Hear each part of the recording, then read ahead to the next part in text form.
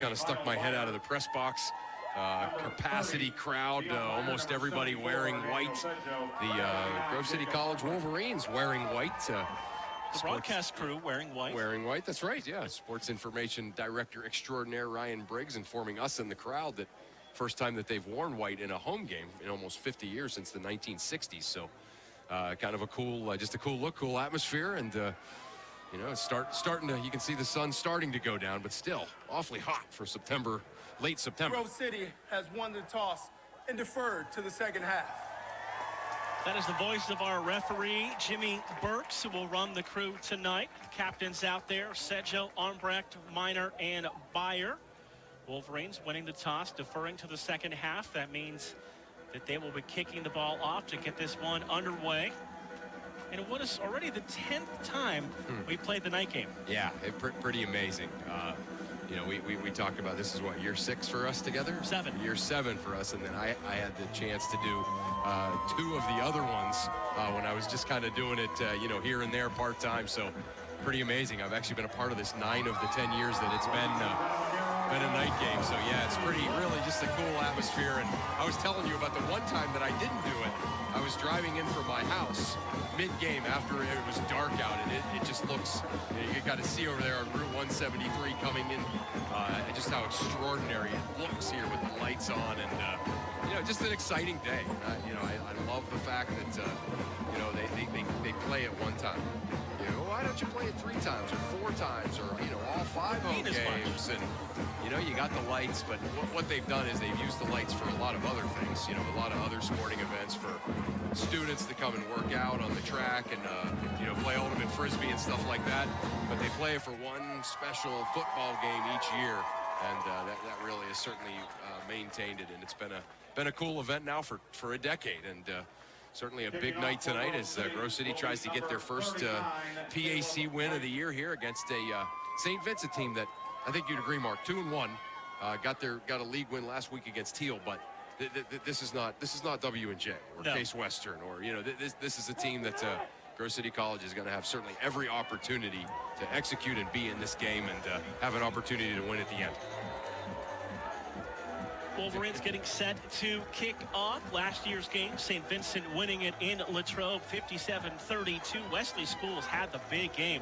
39 carries, 236 yards, and 3 touchdowns, becoming the 6th back in school history to go up over 200 yards. You think they worked on him at practice this week?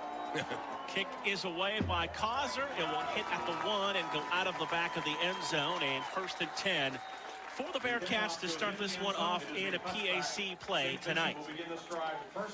I like the confidence and the message that it sends. It sounds like such a small thing, but you know, they won the toss and they deferred. You know, it's like we're not going to win the toss and get the ball first and hope for the best or something. You know, it's like we're going to get the you know, little messages that you send your team here. So let's see what this Grove City College Wolverine defense can do here against this St. Vincent offense. Jared Dorsett is the tailback out of Palm Beach Central in Wellington, Florida. Michael Navarro, just a sophomore, is their starting quarterback. He'll work out of the pistol. 2 receivers right, 1 to the left. Left side man goes in motion. They overload the right side. Going to give it to the tailback. Now the quarterback pulls it down. It keeps it, does Navarro, and twists his way forward for a short gain of just a couple of yards. And will bring up 2nd down and about 8 to go. Yeah, good. Yeah, that's the one thing. And, you know, we heard Coach DiDonato talk about it a little bit with Briggsy in the pregame, is, you know, you don't want them to pick up big plays on 1st down. You want to try to get them off of their rhythm, and that was a good start for the defense right there. Navarro again out of the pistol. Dorsett the tailback. 3 receivers in the formation. Play fake. Navarro fires the slant over the middle. Pass is caught, but immediately hammered down to the field on a nice catch over the middle. But the Grove City defender right there, Patrick Mark, to greet him and knock him down. Yeah, right on time. I thought, I don't know how the receiver held on to the football. Just a great stick. But here it is, Mark. 3rd down and 2. Big play right here for this Grove City College defense. Twins to each side. Navarro out of the pistol. Play clock down to 15 seconds. Slot man goes in motion to the right side. Navarro back to pass, sets up the screen to the tailback, makes the catch. but he's going to be hammered down just across the 30 at the 31-yard line. Loss of about 1. It brings up 4th down for the Bearcats. Yeah, Quentin Reed, the D tackle, was not having it. He got underneath the legs, and then Seaford and others came to finish him off. A big play for the Grove City Wolverine defense to start this game. This will force the Bearcats to punt the ball away. Number 84, Christian Witchy, the punt. Christian Witchy, the punter out of St. Clairsville, Ohio, will punt. Jacob Ross, the sophomore, back to return. End over end kick. Ross drifting back to his 19-yard line. Cuts across the 20. Steps outside 25. Pushes the pile across the 30 to the 31-yard line. In good field position for the Wolverines, who start this football game going left to right here in the opening quarter. Yeah, nice grit there by Ross. Just kind of kept the legs churning, and you know, I thought he was going to be down about the 24, 25-yard line. Picked up an extra 5, which, hey, every little bit helps, right? Randall Labrie makes his 3rd start of his career for the Wolverines. He'll have 2 receivers to the left, 1 to the right side. He'll work out of the pistol with Wesley Schools, the tailback behind him on 1st and 10 from the 30-yard line. Labrie takes the snap, fakes to Schools, flares it out to Gabe Grieco, makes the catch, follows his blocker, stepped through a blocker who overran him and went upfield across the 35 to the 36-yard line. Good gain on 1st down of 6. Yeah, nice little screenplay set up there. Get Grieco out in some space with a blocker. And again, I've been kind of using that expression here lately. It's that being on time. When you're at 2nd and 4, 2nd and 5, you're on time, on schedule. 1 receiver to the left, 2 to the right side. Labrie out of the pistol. Nativio goes in motion as the fullback spot. Give it to Schools, who hits the pile and is pushed back for no gain. It'll be 3rd down and 4. And I tell you what, you know, again, we talked about the game that Schools had last year against this St. Vincent team. You know, 236 yards. I mean, incredible. But that's the one thing. I mean, you know, they're going to have to keep giving it to Schools, because early on they're going to be ready for that, because I'm sure that's what they prepared for all week. Freshman receiver Cameron Drake checks in. Nativio will go to the sidelines. 3rd and 4 as we hit the 12-minute mark of the opening quarter. Twins to each side. Bearcats showing blitz. Labrie back to pass. Has Grieco and overshoots the senior wide receiver at the 45-yard line. It'll bring up 4th down and 4. Yeah, he did. He had him. Nice route read by Grieco. I don't even think it was a miscommunication. I just think Labrie did not get, you know, throw the pass he wanted to throw, and it sailed him a little bit. Caleb Brake, the freshman punter from Mars, will come on, averaging 39.1 per kick this year with a long of 50. He'll drop back to his 21-yard line. 2 receivers stand back deep. Deep returner at the 25. Snap to Brake, rush on. Caleb gets away, high kick. Returner drifts back to his 17-yard line. Made the first man miss, try to bounce it to the outside, gets to the edge across the 25, 30, 35 across the 40, and spins his way down near the 45-yard line. Avoided that initial rush, and an opening came open to the far side, and he was able to turn it upfield. Yeah, it's a shame too. It looked like they had him hemmed in. Nice hit by the punter there, Mark. Jeez. Brake not only hit a boomer, but he also was the one that laid the wood there. That's we can hear the pads crack from up here. That's when you know you got a punter that wants to play a little more than punter. Yeah. 1st and 10 for the Bearcats at their 45-yard line. Again, quarterback works out of the pistol. Twins to each side. Dorsett, the running back. Navarro turns it over, fires downfield, and that pass comes up short by the pressure up the middle by the Wolverines. That's Armbrecht there to kind of greet Navarro and knock him down. You got it. Yep, Armbrecht and Quentin Reed again, just putting all kinds of pressure on the quarterback. Not able to plant his feet and get the throw he wanted to, and he had the receiver open. It probably would have been an 8 or 9 yard gain. 2nd and 10 at the 45-yard line. Bearcats right to left here in the opening quarter under the lights in the 10th annual night game here at Robert E. Thorne Field. Navarro out of the pistol, slot man on the right side goes in motion. Gonna give it to the tailback, trying to bounce it down the line. Wolverines string it out for a gain of about 5. near the 50-yard line. It'll bring up now 3rd and 5 right at midfield. We're set on the run right now by Caleb Allen. Yeah, nice job there by the Wolverine defense, just kind of spreading it out, and then Allen making the tackle. But yeah, give the running back for St. Vincent credit, though. He was able to, like you said, just kind of keep dancing around, spreading it out a little bit. I didn't realize he picked up 7. All the way across midfield to the Wolverine 48-yard line, 3rd and 3. One to the right, trips to the left side. Navarro out of the pistol. Standing tall in the pocket. Pressure. He'll avoid the rush to the outside, and then he will get hammered down back near the 45-yard line as the pocket collapsed, and he didn't get rid of it in time. Yeah, Carl Jaskar, all that dancing around and trying to get out to look for receivers down the field.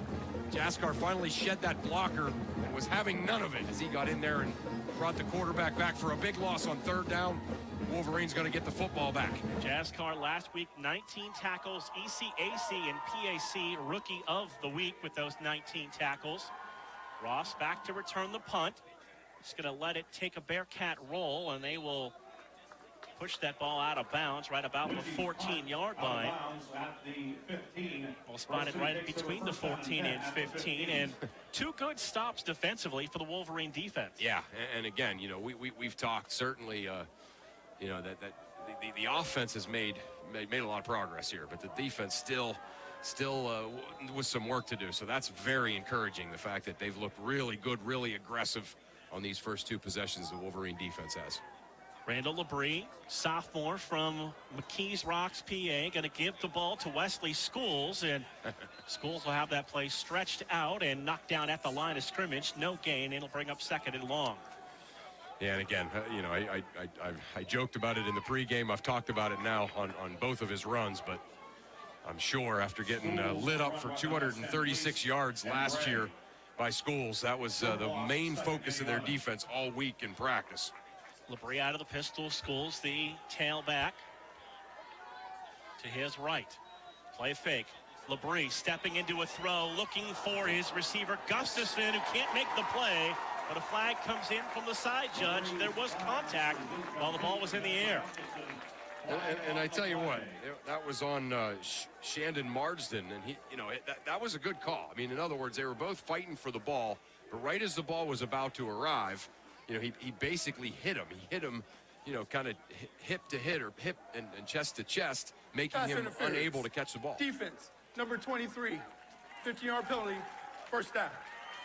Cody Gustafson, the co-team leader in receptions with Matt Pennypacker with 13 apiece. 15-yard penalty, 1st down and 10 for Grove City. 15-yard penalty puts the ball at the Wolverine 29-yard line. Nathan Nativio, the fullback. Chris checks back in. Yeah, I like the aggressiveness right now of the offense. They just seem to have kind of an aggressive approach right now, and I like it.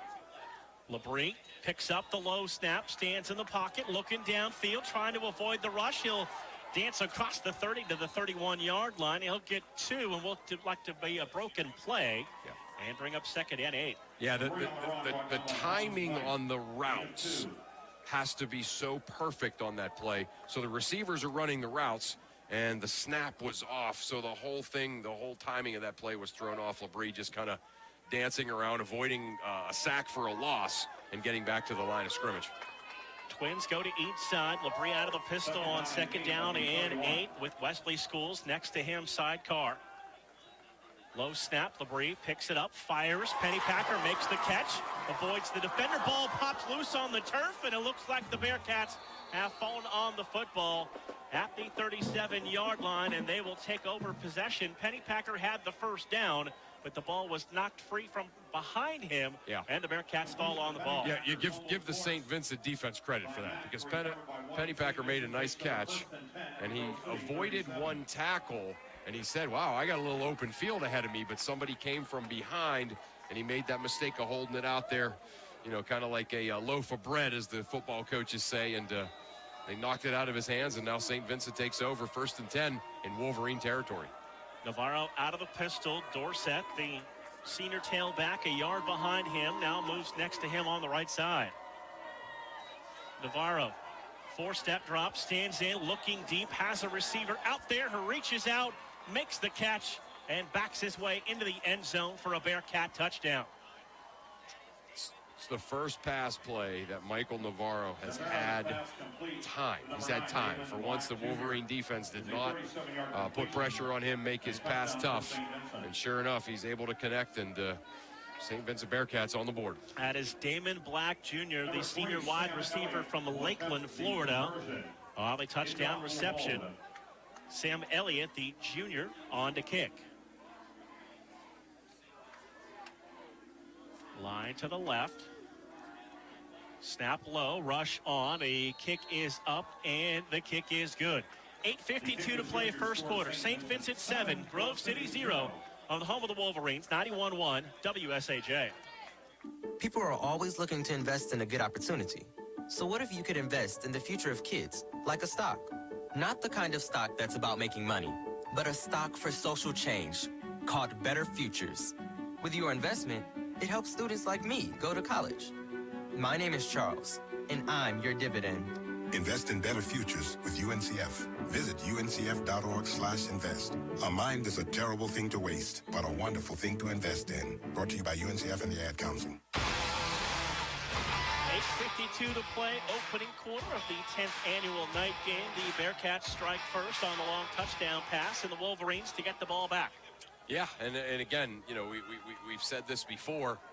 You know, it's okay. So, you know, you turn the ball over, they score a touchdown on the next play offensively, but your offense has been doing some good things, is in rhythm.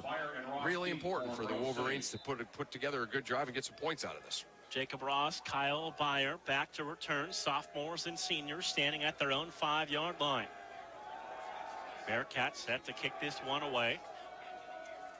Lights really starting to take effect here with the 7 o'clock kick.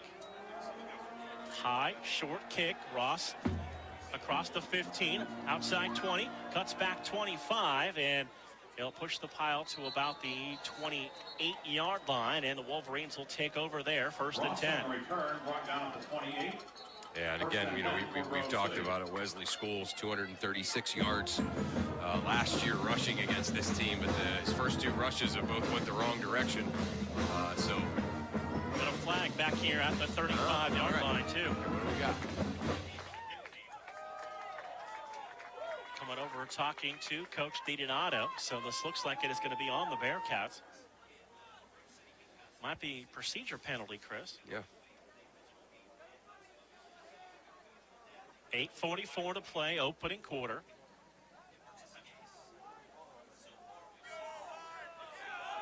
Illegal formation, kicking team. 5-yard penalty, first down. So they'll just tack the 5 yards on. The ball will be placed at the 33. Take the extra 5, move the ball out to the 33-yard line. Penny, Packer, Grieco, Gustafson, your wide receivers. Fullback Nativio goes in motion. High snap, give it to Schools, running up the middle across the 40, and bangs down near the 42-yard line. That's a gain of about 9. And a nice run for Wesley Schools on first down, and we've seen that when you can establish first down, it really opens the playbook. And they really haven't. They've been on schedule today. They've done a nice job on first down, on second down. That was just a great hole opened up by the O-line, and Schools just scooting through there, breaking a tackle, and getting 9 yards on first down. Nativio in motion, give it to Schools again, has the first down across the 50, dives into Bearcat territory down near the 47-yard line for a Wolverine first down. Yeah, Schools jumping up, very excited. I don't think he's all that concerned that St. Vincent did a lot of preparation this week for him. 5'11", 185, and you can tell he spent some time in the weight room in the offseason. He looks good. He looks good. He looks faster, looks stronger. First and 10 out to the Bearcat 47-yard line. Gustafson to the right, 2 receivers to the left. Nativio in motion that way again. High snap, give it to Schools. Schools keeping the feet turning, dives down to the 40-yard line. Ball popped loose, but he'll say he was down.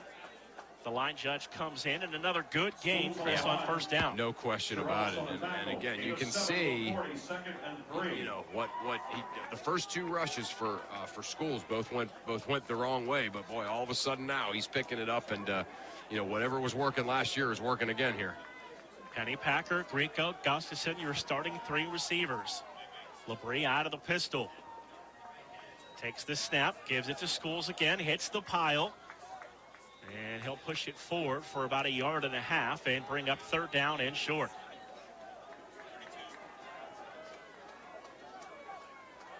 Third and short. Okay, I actually thought I saw the And they may official. be giving him the 1st down. Yeah, I actually saw the official. Looked like he was, but I guess not. Saw one of them kind Yeah, of give yeah, that, like that first down move the signal. stick signal, but it's going to be 3rd and a short Okay. one. All right, they got to get this here, Mark. This is a huge play right here. Nativia remains the fullback on a wing to the right side. Labrie out of the pistol. 3rd and 1. Nativio in motion. High snap, able to give it to Schools, who hits the pile, keeps the feet churning, and it's going to be close. It's going to be close. The ball did come loose when he tried to reach forward, but they said it was down. So it's either going to be. All right, there we go. He wanted to. The referee wanted to give it to Grove City last time. That time he gets it. Hard running for Schools on this drive, running it right up the middle. Yeah, I like it. I like it. You know, they those first 2 carries didn't go well, but they've gone back to him and they've got this running game established. 1st and 10 at the 37-yard line of the Bearcats. 6:20 to play opening quarter. St. Vincent 7, Grove City 0. Wolverines on the move. Fake to Schools. Labrie in the pocket, rolling right, looking downfield, firing downfield into double coverage, and the pass knocked away and incomplete. Looking for Gustafson, and that pass falls harmlessly to the turf and incomplete. Yeah. And it could have been very harmful because the 2 best guys that had a chance at it were 2 St. Vincent defenders. Grieco open down the original sideline, the far sideline first, but Labrie could not get it to him because of the St. Vincent pressure. He had to roll to his right. 2nd and 10 at the 37 for the Wolverines. Play clock down to 15. Plenty of time for the sophomore Labrie. Takes the snap. Fakes it to Schools. Labrie is going to keep it. This time try to tuck it upfield, and he's knocked down shy of the 35 for a short gain. It'll bring up 3rd and long. Almost looked for a second there like Labrie was like thinking that there was somebody to pitch it to, didn't it? It was almost like he was trying to bait the little hesitation, the backer, and then pitch it, but there wasn't anybody there. Drake will check in at receiver. Nativio goes to the sidelines on 3rd down and 9. Twins to each side. Movement up front. Labrie going to take a shot downfield, looking for Drake, and the pass knocked away and incomplete. Looked like the Bearcats came across. Yeah. Flag on the play. See what we have here. Again, and Jimmy Burks is our referee for tonight's game. Oh, that'll help. Offsides. Defense, number 89. 5-yard penalty. Replay 3rd down. Nice. Penalty on Martin Lassard, a senior defensive lineman out of Bishop Carroll. So it goes from 4th and 6 to 3rd and 1. How about that? So 3rd down for the Wolverines. 3rd and 4, I guess, huh? Again, Twins to each side for Labrie. Schools, sidecar to his right. Gustafson in the slot. Now Schools goes in motion, splits out to the right. Labrie firing over the middle, pass complete. And that looks like it'll be good enough for a 1st down to the freshman Cody Gustafson with his team leading 14th catch of the year. Yeah, we've admired Gustafson's kind of fearlessness all year, and again, he knew he was going to take a pop on that one. Not only took the pop, but pushed it forward to try to pick up a 1st down, and he got it. You like the matchup with Gustafson in the slot today. Played a lot on the outside, but he's been in tight in the slot so far tonight. 1st and 10 for the Wolverines at the 25. Nativio in motion. High snap, fake it to Schools, swing it out to Gustafson. Got a block, turns to the outside, inside the 10, spins down to the 7-yard line. It's going to be 1st and goal for the Wolverines on Gustafson's 15th catch of the year. Yeah, Gustafson made a great catch. I thought, Mark, if he would have just kept going, he might have had it, but he tried to cut back. St. Vincent defensive back got him at the 7, so here we go. Grove City in business. 1st and goal at the 7. 2 receivers to the left. Gustafson to the right. Single coverage. Labrie out of the pistol. Schools to his left. First and goal from the 7-yard line. Nativio in motion, right to left. Fake to Schools, looking back corner of the end zone, too tall for Pennypacker, an incomplete, second and goal. Yeah, it was well defended back there. I think he actually threw it too high on purpose because Cameron Mack was the safety, was just sitting there. And had he thrown a pass that Pennypacker could have caught, Mack probably would have intercepted it in the end zone. So second and goal from the 7-yard line. 4:20 to play opening quarter. St. Vincent 7, Grove City 0. Wolverines knocking on the door.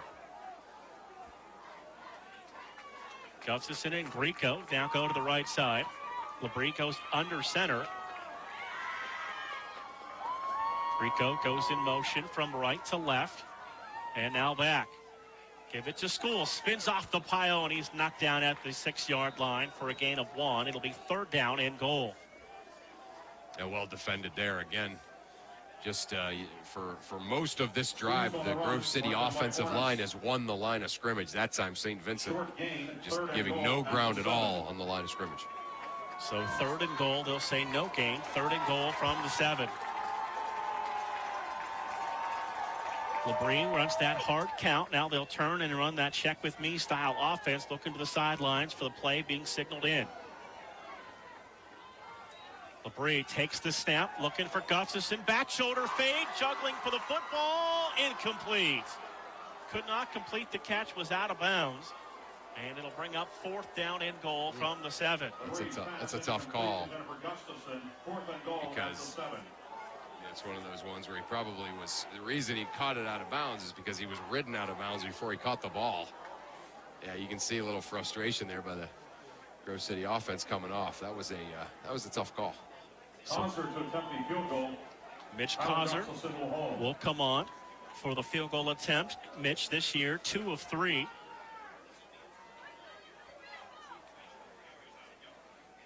Ball spotted at the 14, so 24-yard attempt. Kick on the way, twisting and good for Causer, who's now 3 for 4 in field goal attempts on the year. And the Wolverines, it's not 7, but they're on the board. It's a great answer is what it is. 3 or 7, you had to answer, and they answered. You know, they turned the ball over, gave up a touchdown shortly thereafter. They got the football back, they drove down the field, they answered. So again, a big deal here. Now the Grove City D has to come back out and play the way they did on the first two possessions. So the Wolverines kick team will come on and kick this ball back to the Bearcat offense with 3:34 to play here in tonight's first quarter. Been a lot of action already. Yeah, it really has been. It's been an enjoyable game, well played on both sides. A lot of hard hitting, good execution. Really, just the kind of pivotal play has been the turnover that gave the Bearcats the short field. Other than that, pretty much all good news for Grove City. Caleb Brake, the freshman, punts and handles the kickoff duty for the Wolverines. 2 men back deep inside their 5 for the Bearcats.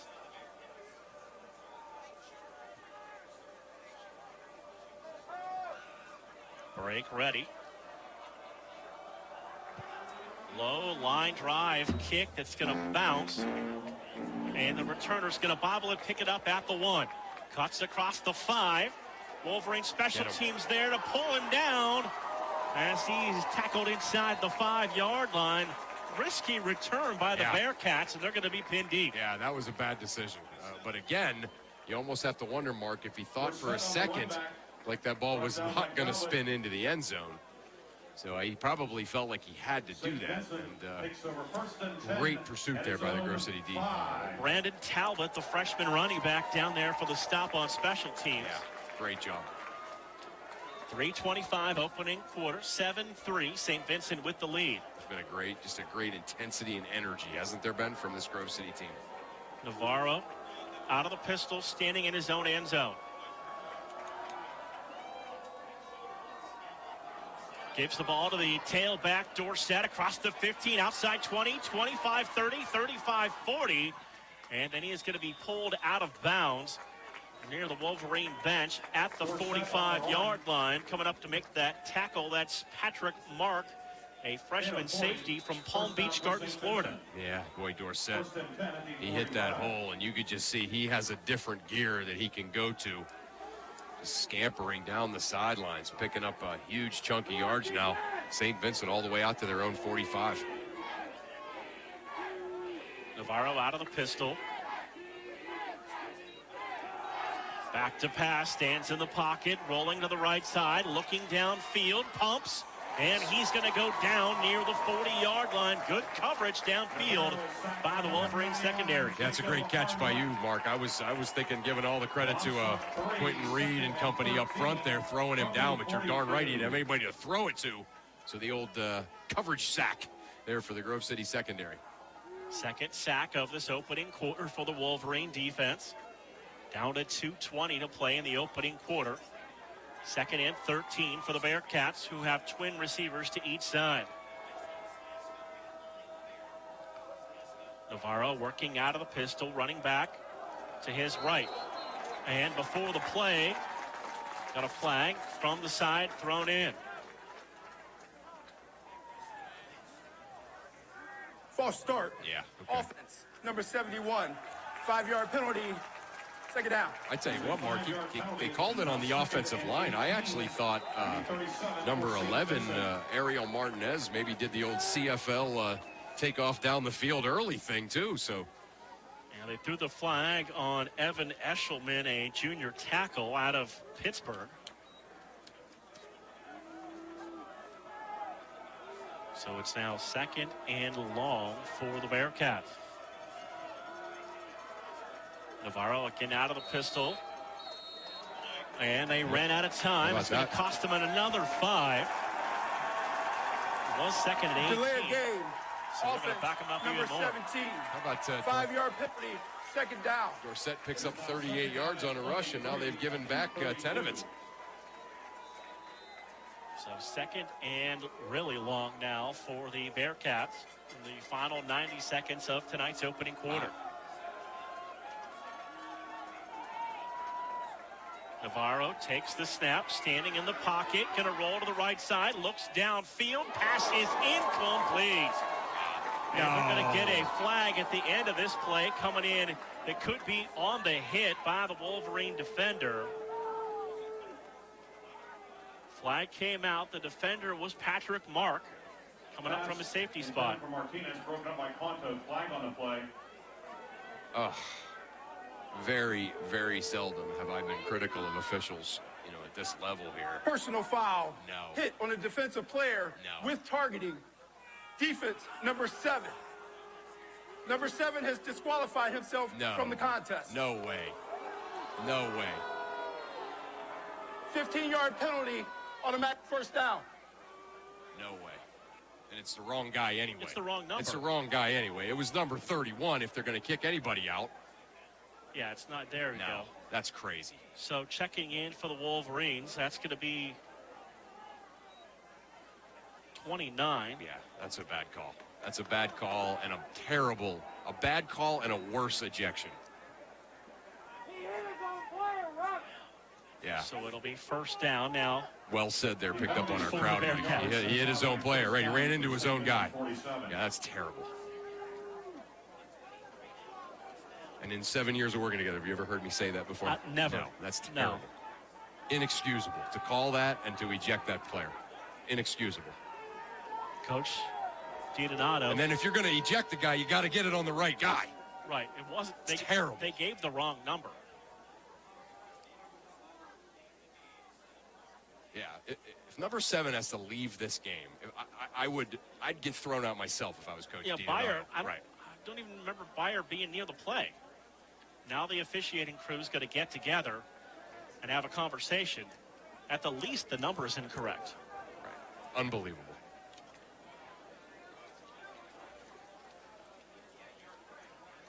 So now one of the officials have come over to talk to Coach DiDonato.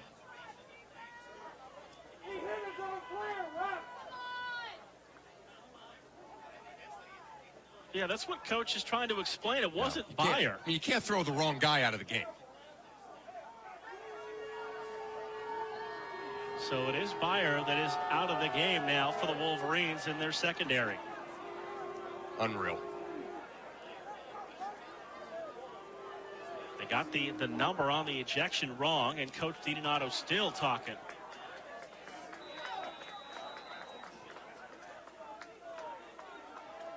Back to play for the Bearcats. One of the most unjust things I've ever seen on a football field. Navarro to swing the pass out. Receiver makes the catch, and Ross got him and threw him out of bounds. Good response by the Grove City defense. So they try to swing pass out to the receiver. That's Black Jr., and he's going to be knocked down for a big loss in the backfield. To the 43, 2nd and 14. Under a minute to play in the opening quarter, 2nd and 14.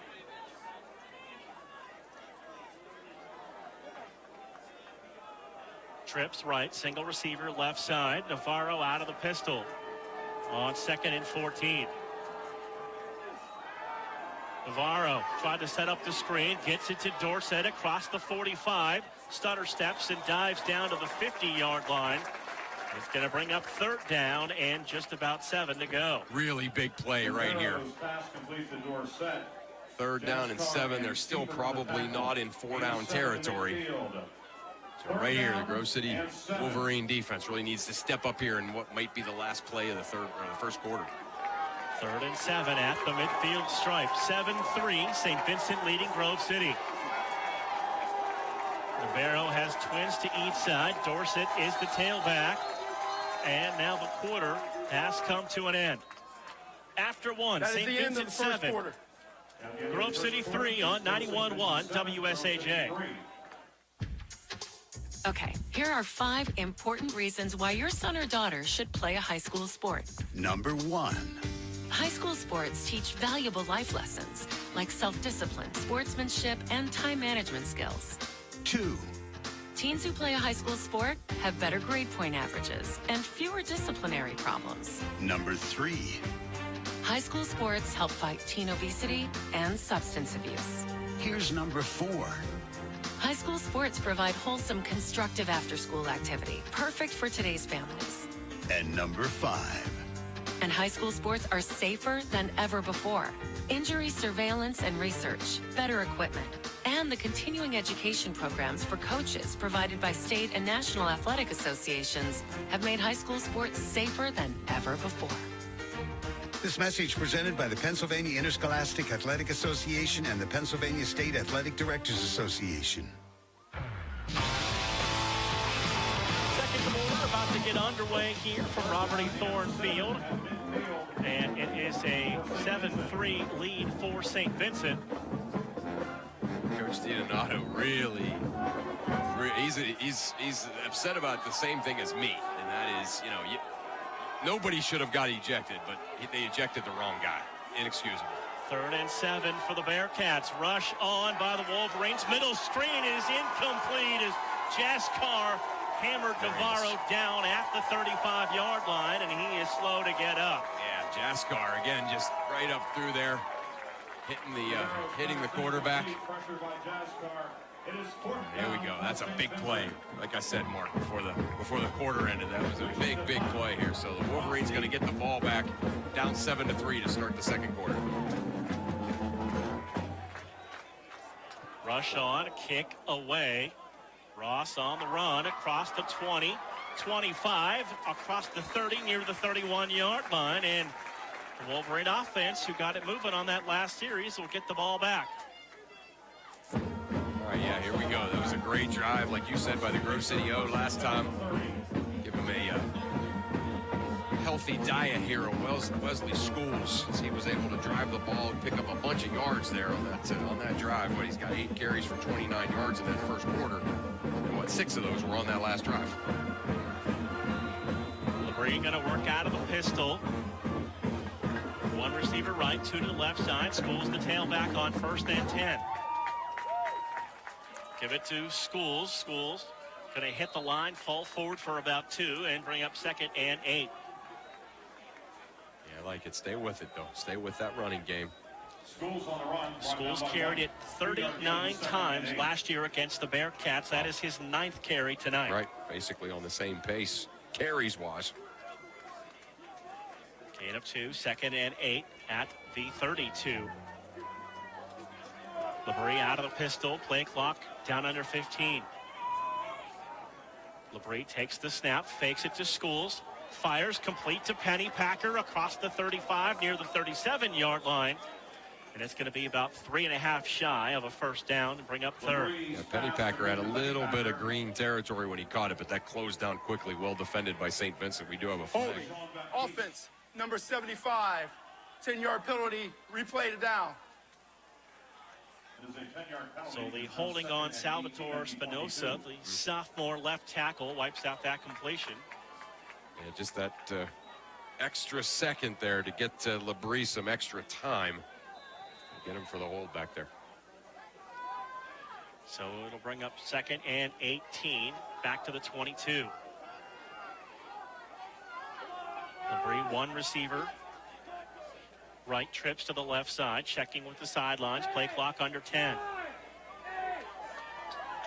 Labrie walking back up to the line, resetting the offense. And they did not get the play off in time, and that's going to cost them 5 more. That's either delay or illegal procedure. Either way, this is going against the Wolverines. Right.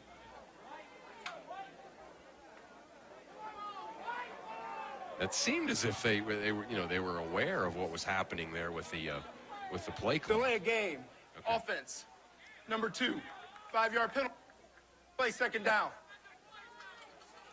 Yeah, that's I guess, again, all penalties are the same yardage wise, but then there's good penalties and bad penalties, or ones that aren't as costly. That one's a costly one there. So 2nd now and long for the Wolverine offense. Labrie back at the 17, looking to throw, firing downfield, in and out of the hands of Pennypacker, and almost interception. Pennypacker looking for the flag. It's not there. Yeah, looking for that little bit of contact before the ball got to him, and that's one of the toughest calls, right? 3rd and 23 on the 17. So it's making him aware, but maybe he'll get the next call, 3rd and 23. Cameron Drake, freshman receiver, will check in. Twins to each side. Labrie out of the pistol. 3rd down and long. 13:21 to play in the first half. Labrie, 4-step drop this time, rolling out, looking downfield. Has Schools, doesn't have the time to get it to him. Stepping away from the pressure, keeping this play alive. Firing deep downfield for Pennypacker, who makes the juggling catch. The ball then popped in the air and is picked out of the air by the Bearcats. Unbelievable. So the catch was made by Pennypacker, then it was popped out into the air, and the Bearcats have come up with the football. Wow. Labrie looking like the old NFL films Fran Tarkington, running around scrambling, able to find Pennypacker down the field, who catches an unbelievable catch, catches his own, knocks it up into the air, catches it, gets hit, it knocks up in the air again, and St. Vincent comes up with it. Ben Davis coming down with that interception off of the double juggle. Navarro and the Bearcats, twins to each side at their own 49. Play fake to Dorsett. Navarro looking to run up the middle, and he's going to be pulled down from behind. Quentin Reed there to make the stop, but he falls forward into Wolverine territory at the 49. Yeah, Reed's doing a nice job, isn't he? It seems like we're calling his name a lot. He's just kind of mixing it up into everything. If it's along the line of scrimmage, just a 2-yard gain. If he would have gotten past Reed, he probably would have picked up 6 or 7 or 8 more yards with his feet. Gain of 2 into Wolverine territory at the 49. 2 receivers left side, 1 to the right, and wing to the right side for the Bearcats. Rivero takes the snap, gives it to Dorsett, running to the left side, and he's going to be knocked down after a short gain. Nice. Ball came loose, but they'll say he was down and bring up 3rd and long. Jacob Ross coming up and just laying the wood on Dorsett there. Big hit. Tell you what, that play, several others, and then of course the controversial one, this Grove City defense is hitting some people tonight. 3rd and 7 at the Wolverine 48-yard line. Navarro, the sophomore, has two receivers right, one in single coverage up top to the left. Dorsett, the tailback, to his right.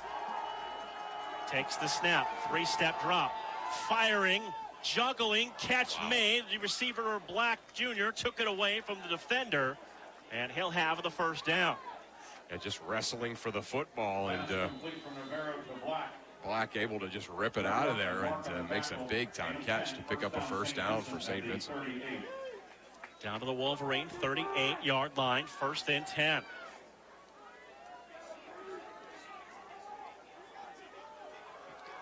Navarro with the Wolverine showing blitz and pressure off the edge. Takes the snap, gives it to Dorsett. He's hit at the line and knocked forward for about a 1-yard gain in the interior of this defense. That's Sam Henson at middle linebacker making the stop. Yeah, great job by Henson. They're just getting in there, and what they're doing is their pursuit is really good, which means that when they try to cut back, when the St. Vincent running backs try to cut back, they're right there to make the tackle.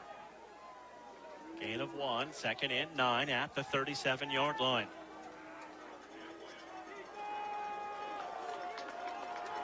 Two receivers and a wing to the left side for Navarro. On 2nd and 9. Takes the snap, fakes to Dorsett, try to swing it to Dorsett. And the pass is incomplete. Ethan Conto there to knock him to the turf all the way back at the 50-yard line. Yeah, jailbreak blitz there. Everybody coming. And they're able to get to Navarro and force a 3rd and long here. 3rd and 9. Big play coming up right here too, Mark. 10:23 to play. 3rd and 9 for the Bearcats. St. Vincent 7, Grove City 3. Michael Navarro, the sophomore, works out of the pistol. He'll have twins to each side. Dorsett to his left.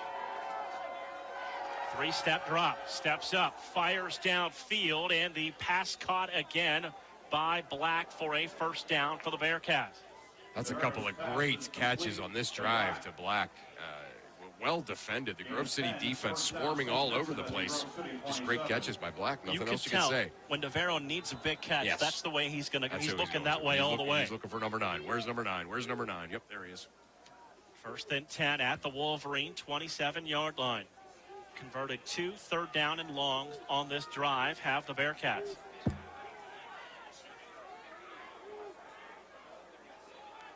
Navarro going to go under center this time.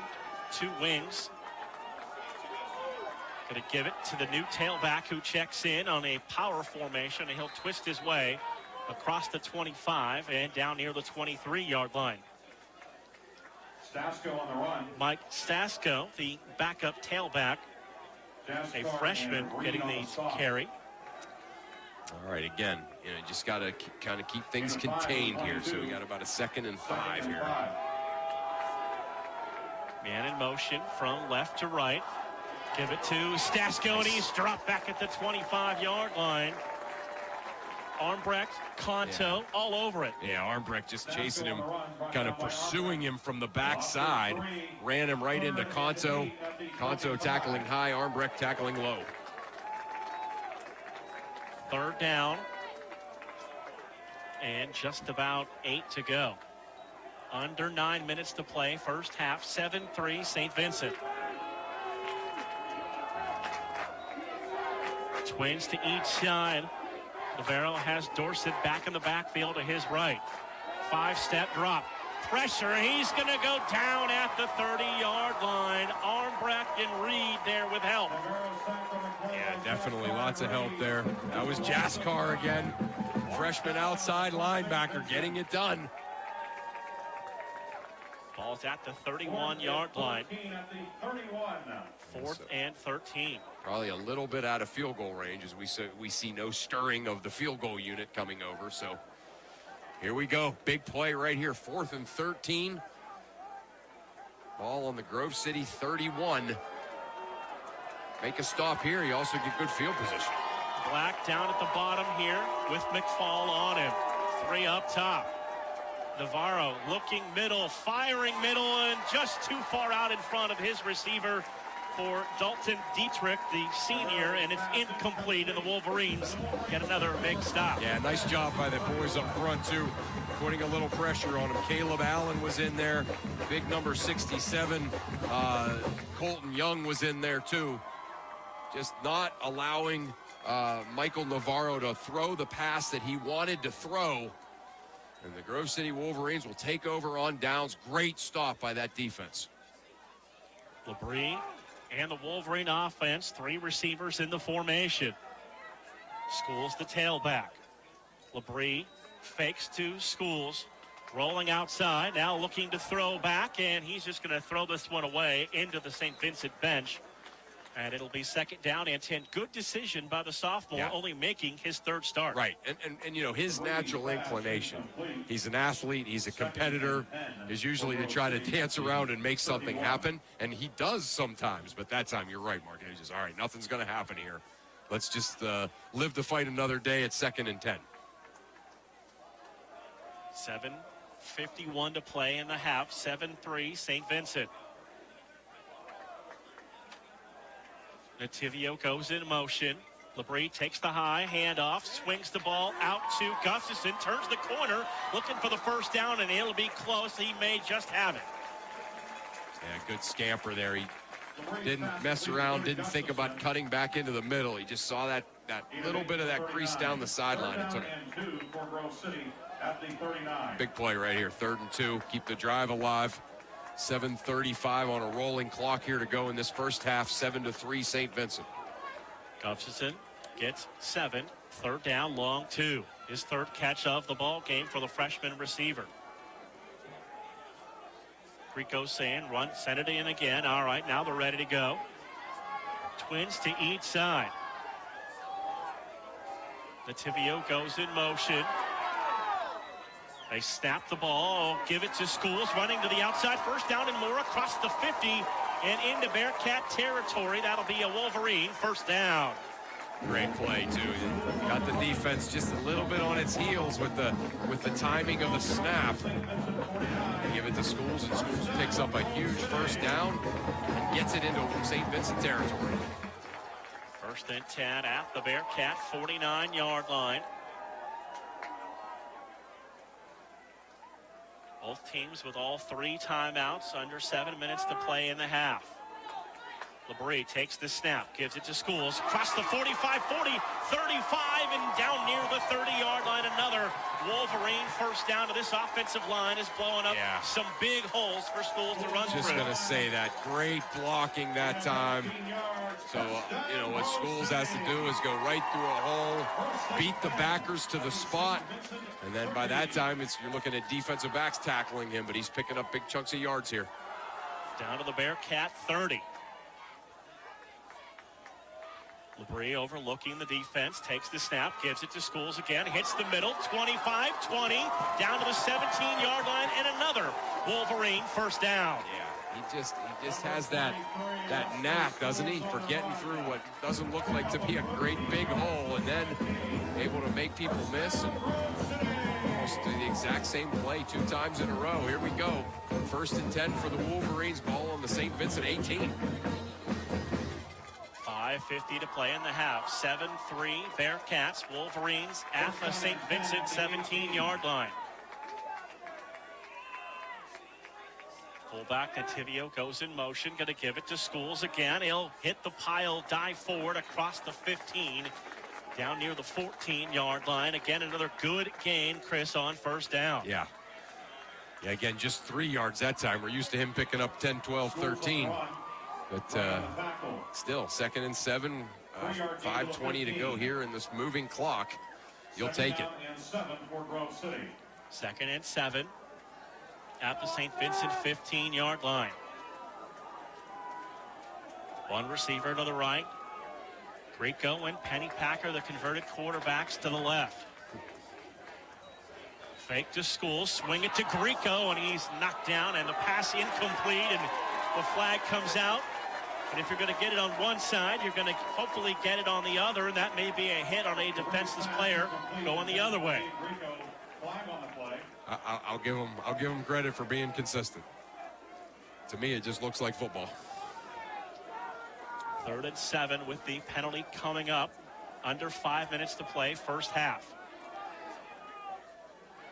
Labrie going to come over and talk to Coach DiDonato while they discuss the penalty, and we'll go down to Jimmy Burks for the call.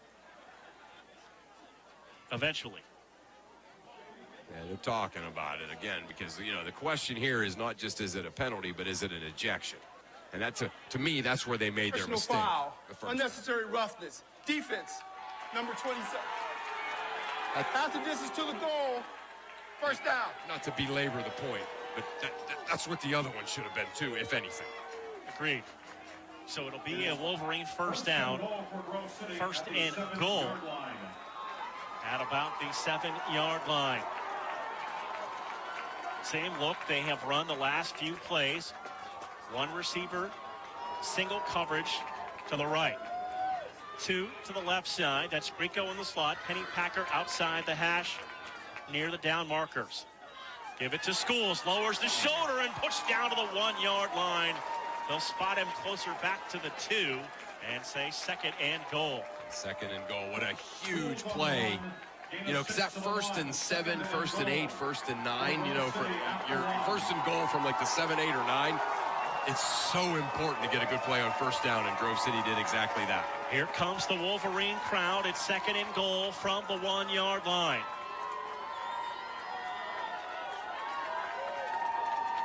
Labrie, the quarterback, gives it to Schools, running middle, spinning, and in for the Wolverine. 1-yard touchdown for the sophomore Wesley Schools. Yeah, he had to work a little bit. Looked like he was going to be into the clear there, but the St. Vincent defense wrapped him up, and he had to keep the feet churning and finally able to get in. And the Grove City Wolverines have taken a lead here with 4:21 to go in the second quarter. 9-7 Wolverines. Causer on for the extra point. Mitch 5 for 5 on the year. Crowd quiets down. Snap, kick, and the extra point is good. 4:21 to play first half. Grove City 10, St. Vincent 7 on 91.1 WSAJ.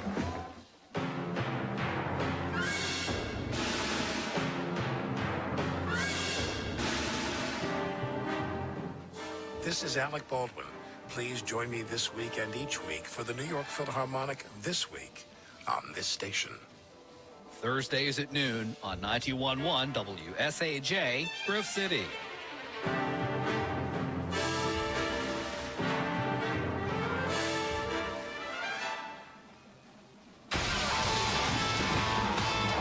Back to a very loud Robert E. Thorne Field. Grove City 10, St. Vincent 7. Schools rushing touchdown, and the extra point by Causer has given the Wolverines the 3-point lead. Just what a tremendous, tremendous drive by the Grove City Wolverine offense. Just a great energy tonight about this team. Defensively, defensively, they're just flying around and hitting people. Offensively, they just seem so well schooled, not to, no pun intended, but they also are just executing perfectly. Breaks kick high, end over end, and into the end zone and out of the back of the end zone for a touchback. Caleb Brake booming kickoffs, setting St. Vincent up at their 20. The kickoff goes into the end zone. It is a touchback. Yeah, 4:21 to go here. First down and 10. You know, you're ideally, if you're Grove City, you force a 3 and out and get the football back with lots of time. Try to milk the clock and get some more points on. It happened again. I crossed the high school and the college rules. It's out to the 25. Okay. All right. So first and 10 for the Bearcats at their 25-yard line. I caught that. I just don't like to correct you on air, you know. Yeah, why not? Give it to the tailback and nothing there. Knocked down at the line of scrimmage for no gain. And this defense as a unit playing their best game of the year so far. There's no question about that. There's no question about that. There is just a different energy, a different, anger, if you will. They're playing angry on defense, which you have to do, and they're doing that, and their pursuit and their assignment. They're playing good assignment football defensively. 4 receivers in the set. Navarro out of the pistol. Dorsett, the tailback, on second down and 9. Fakes the Dorsett, tries to set up the screen. Got it. Pressure from behind. Go get it. The ball comes loose. The Wolverines are going to follow the football at the Bearcat 5-yard line. And Navarro is slow to get up to his feet back at the 15. Yeah, it was Armbrecht. Armbrecht got him. Armbrecht with the pursuit. Able to get him, knock the ball loose. And the Grove City Wolverines able to pick it up. And they're going to set up shop first and goal, Mark, on the St. Vincent's 6-yard line. 3:38 to play in the half. 10-3 Wolverines leading the Bearcats. Looking for more. They have the ball spotted back near the 11-yard line. So they're waiting for the chains to catch up. Looked like the ball was recovered near the 5. But they've spotted this ball back at the 11. Oh.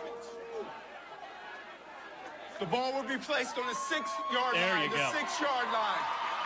So a good job by this crew there to correct that play. Yeah, I don't. After a missed spot, I don't know why it was I'm the trying 11 to, anyway. I don't know what did the 11, right. The 11 was not anything in particular, yeah, so. Yeah, you're right. Good job fixing that. We'll take the extra 5 yards. First and goal at the 6-yard line. Labrie out of the pistol. Going to give it to Schools again. Twisting his way inside the 5 and churns down to the 3-yard line. Second and goal right there. Extra effort by Schools after contact to pick up a few more yards. He's just been great. Just playing with so much confidence. Two receivers to the top, to the right. Gabe Rico, the receiver to the left side. Nativio, the fullback, on a wing to the left. Give it to Schools again, and a shoestring tackle pulls Schools down right about that line of scrimmage, and it's going to bring up third down and goal. Schools on the run, brought down by Paredes. A big play right here. Third and goal. Third and goal. At the 2. And again, you hate the dreaded fourth and goal. The only good fourth and goal is about on the 1-inch line.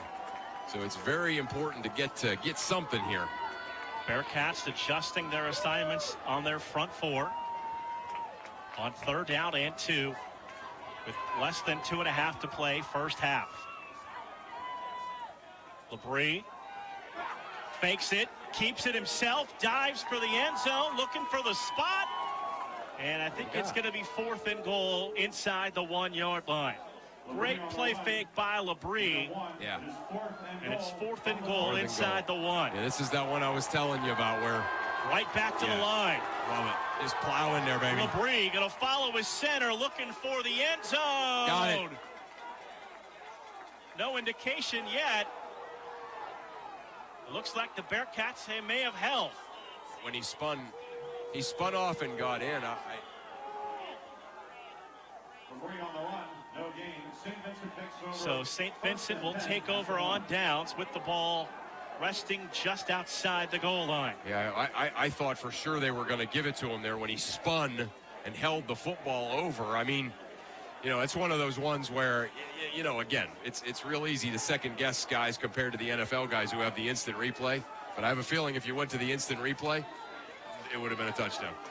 It is, unfortunately, first and 10 at the 1 for the Bearcats.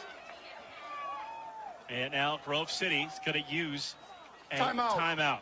Grove City, they're first of the half. 1:54 to play first half. Grove City 10, St. Vincent 7 on 91.1 WSAJ.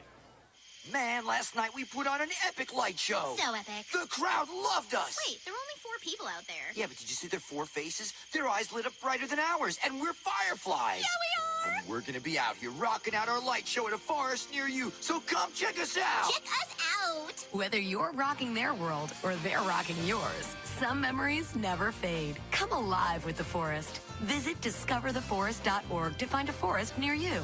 Brought to you by the U.S. Forest Service and the Ad Council.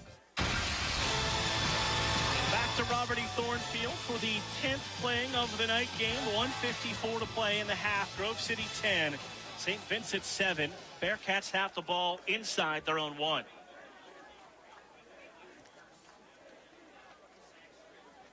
Wolverine front line has played so well here in the first half. Armbrecht, Reed, Young, and Allen. Unbelievable. Yeah, no question about that. Navarro under center. He's going to look to throw. The pass complete to his receiver, who gets outside across the 10 to the 11-yard line.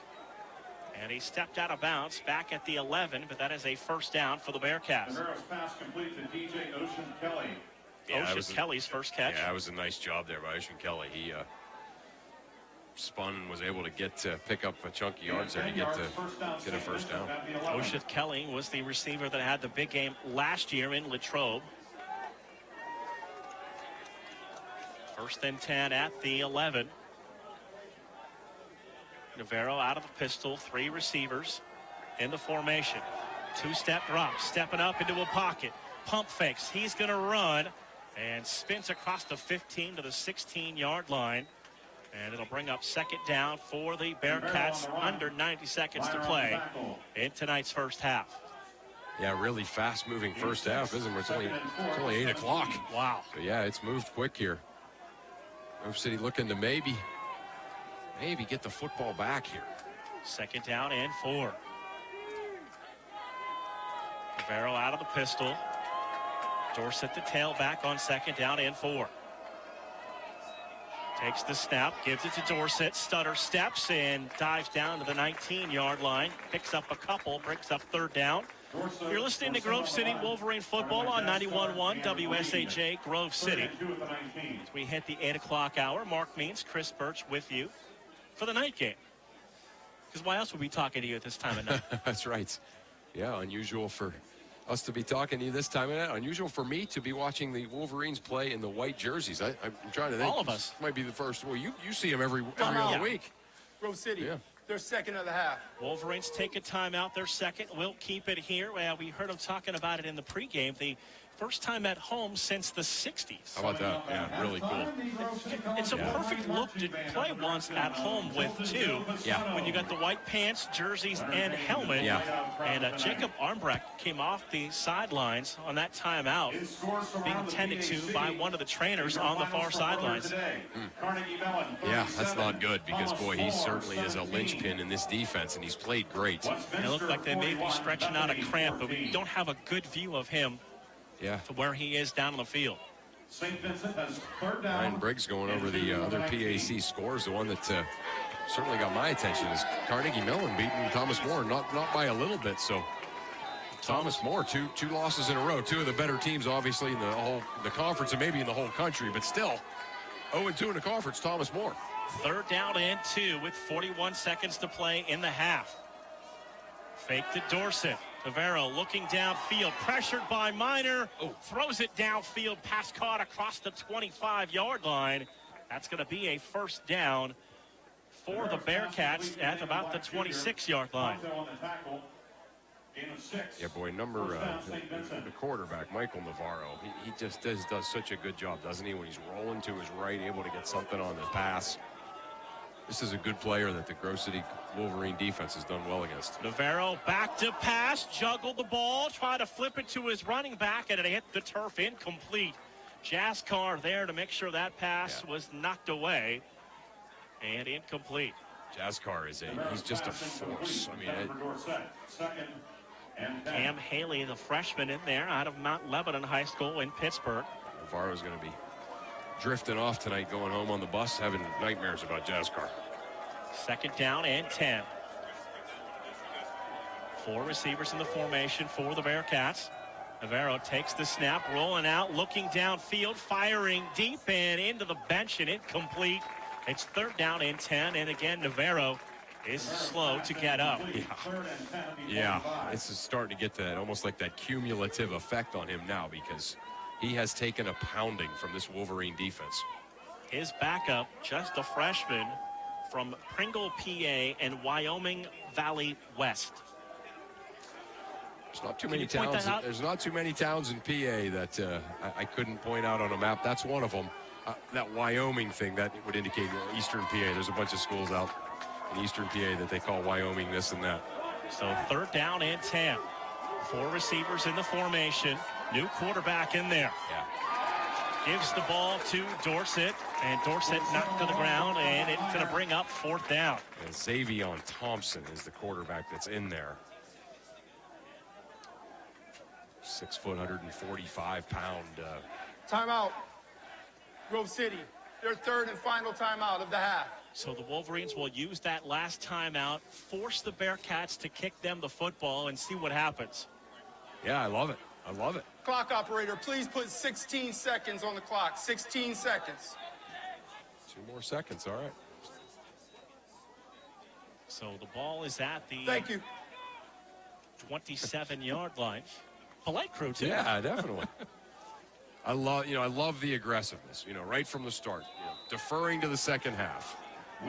Now calling this timeout to get the football back. And just all of these decisions, I think, have certainly rubbed off on the guys. Witchy to punt. High snap. Gets the kick away. Ross back to return. It's going to let it roll and just back away from it. And it's going to roll down across the 30 and down to the 29-yard line. This is a 43-yard punt. Grove City takes over 1st and 10 at the 30. So Grove City will have the ball at the 30-yard line in the final seconds of this first half. Yeah, 7 seconds is tough to work with. If you had like 12 or 13, then maybe you got 2 plays to try to set up a field goal, but 7, awfully tough to do. It looks like they're just going to down it. Yeah, a prevent defense being put on by the Bearcats. LeBrie just going to go under center, take the knee, and we'll head to the half. At the half, it is Grove City 10, St. Vincent 7. Wolverines will get the ball to start the 3rd quarter. We'll take a break, come back in, start the halftime on 91.1 WSAJ. Why is Connor having trouble focusing in school? Having trouble finding Connor's middle school? Would you like directions? No, why is Connor having trouble focusing in school? Finding lowest airfare to Istanbul. No, I'm tired of fighting with him over homework. Home, walk, restaurant. Need a review? No, I need help. He's very smart, but his mind wanders. He's disorganized. I think I understand. Oh, good. Finding best potatoes for French fries. No! Russet, fingerling, Yukon Gold. Why don't you understand me? Sorry, I was trying to show how Connor feels every day. Frustrating, isn't it? Redirecting to understood.org. For the 1 in 5 kids with learning and attention issues, this is what life can feel like. Explore understood.org, a free online resource about learning and attention issues, designed to help your child thrive in school and in life. Understood.org, because understanding is everything. Brought to you by understood.org and the Ad Council. Halftime here at Robert E. Thorne Field with the Wolverines leading St. Vincent by a score of 10-7. Chris, we were informed at the end of the half by the referee Jimmy Burks that the targeting penalty will be reviewed at the half by the officiating crew. Yeah, I wonder if, they're going to review what number, but also maybe review if it was targeting or just unnecessary roughness. I don't know if they can go back and do that, even though it is the same yardage, correct? Is unnecessary roughness and targeting the same amount of yardage? Yeah, I believe so. So yeah, maybe, I don't know, but to eject the wrong player is something to me you can't do. And again, these guys do such a great job. These officials do such a great job. I hate to criticize them, but my blood was up there for a second, Mark, and because you can't throw out the wrong guy. You can't do it. If you're going to throw a guy out, you got to throw the right guy out. And hopefully they get that right here. For your halftime entertainment, it is the Grove City Wolverine Marching Band.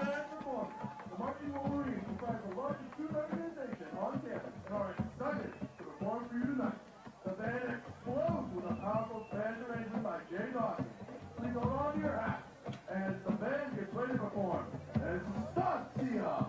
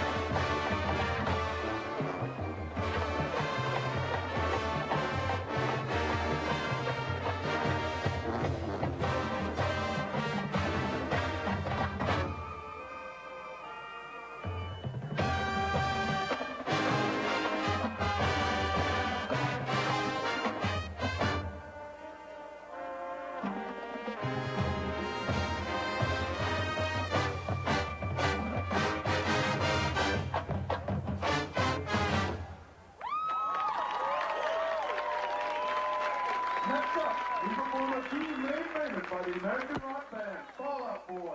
This arrangement heralded the sports anthem for our time is nothing short of bombastic. Featuring trumpet duo David Jeffries and Christopher Wall. We invite you to experience the uncompromising sound of the Grove City College Marching Wolverine as we get ready to light them up.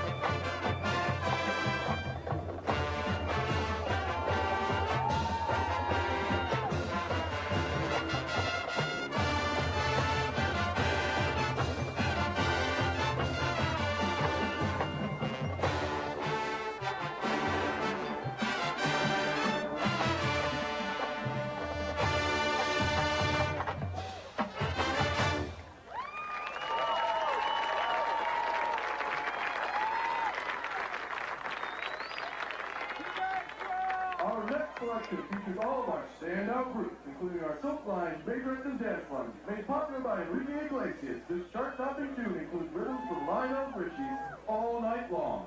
Feel free to dance, sing, and clap along to Grove City College Marching Wolverines as they perform the hit single, I Like It.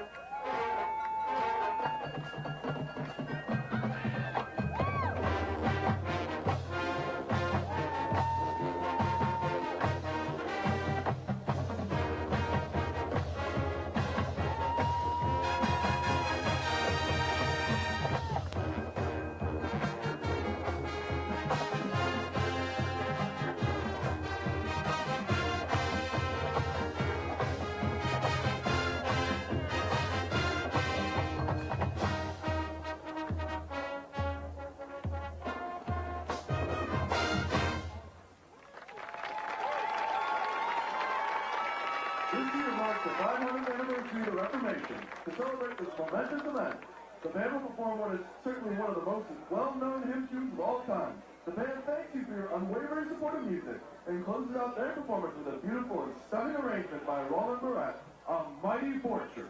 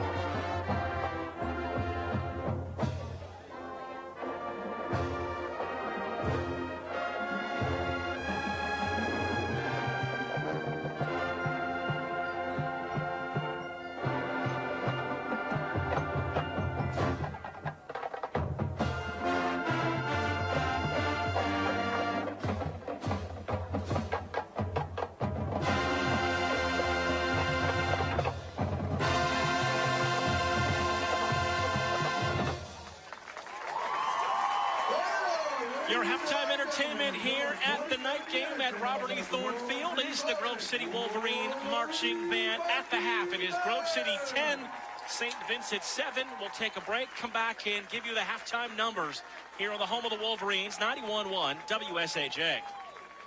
My name is Meera Batra. I have been in this country 32 years, and this is how I live united. America has always been the land of promise, and in my community, many families have come for a better life. Coming from another culture myself, I know the desire to become part of a community, to feel at home, and to gain the tools for our children and families to succeed.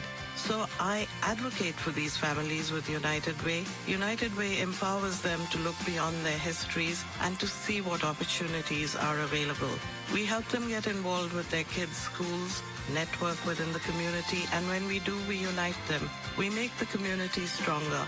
What I do is something I wish someone had done for me, and I am so grateful I am able to. My name is Meera Batra. I help families see opportunities and succeed. I don't just wear the shirt, I live it. Give, advocate, volunteer, Live United. Go to liveunited.org. Brought to you by United Way and the Ad Council. Welcome back to the Dog Show. Up next, we have Satchmo. Satchmo is a member of the Shelter Pet Group. That's right, a group known especially for their couch-snuggling, ball-chasing, face-licking, tail-wagging, backyard-hanging, and, of course, companionship. And what breed would you say Satchmo is? I'd have to go with maybe a lavish terrier-hound chihuahua-looking kind of mix. Tremendous dog. I'd also like to point out Satchmo's coloring, a white, gray, brown, black brindle, simply marvelous. You know, it's such a treat to watch a dog like this. Now, let's see him in action. Look how he makes eye contact with his person. That's actually known as the treat stare. How intuitive. And now he appears to be excitedly turning in circles. Ah, the happy dance, so common with this group. And finally, the loving face lick. It's great how he just gets in there and, well, licks. Fantastic. But really, the best way to know an amazing shelter pet like Satchmo is to meet one. Visit theshelterpetproject.org today. Adopt. Brought to you by Maddie's Fund, the Humane Society of the United States, and the Ad Council. Ranger Station, Ranger speaking. Hi, I'd like to report a bear hug. Uh-huh, okay.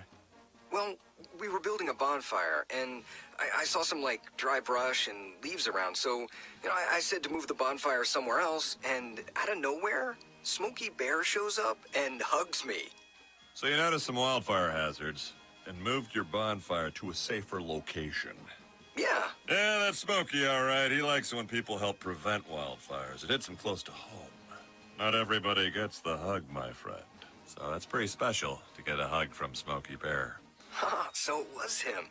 Hey, guys, I told you it was Smokey. Okay, well, congratulations, my friend. And thanks for calling. There are many ways to prevent a wildfire. Learn how you can do your part at SmokeyBear.com. Only you can prevent wildfires. Sponsored by the U.S. Forest Service, Ad Council, and your state forester. You use Tearless Baby Shampoo because it's gentle on your baby's eyes. You make sure his toys don't have any sharp edges. You always test the bath water to make sure it's not too hot. You taught her what to do when the smoke alarm goes off. You make sure she wears a helmet when she rides her bicycle. You put on his sunscreen, even when he's embarrassed his friends will see. You do so much to keep your child safe. But are you using the right car seat for your child? Is your child facing the right way in the car seat? Is the seat too big or too small? How do you know when it's time to move your child into the next type of seat? Car crashes are a leading killer of children ages 1 to 13. Protect your child's future at every stage of life. For information on the right seat for your child, visit safercar.gov/the-right-seat. That's safercar.gov/the-right-seat. A message from the National Highway Traffic Safety Administration and the Ad Council. Every day, I wake up at 5 a.m. to give Dad his medicine. Every day, I wake up at 5 a.m. to give Dad his medicine. At 6 a.m., I make his breakfast. Every day, I wake up at 5 a.m. to give Dad his medicine. At 6 a.m., I make his breakfast. At 7 a.m., I shower. Every day, I wake up at 5 a.m. to give Dad his medicine. At 6 a.m., I make his breakfast. At 7 a.m., I shower. I start laundry at 8. At 10, we go for a walk.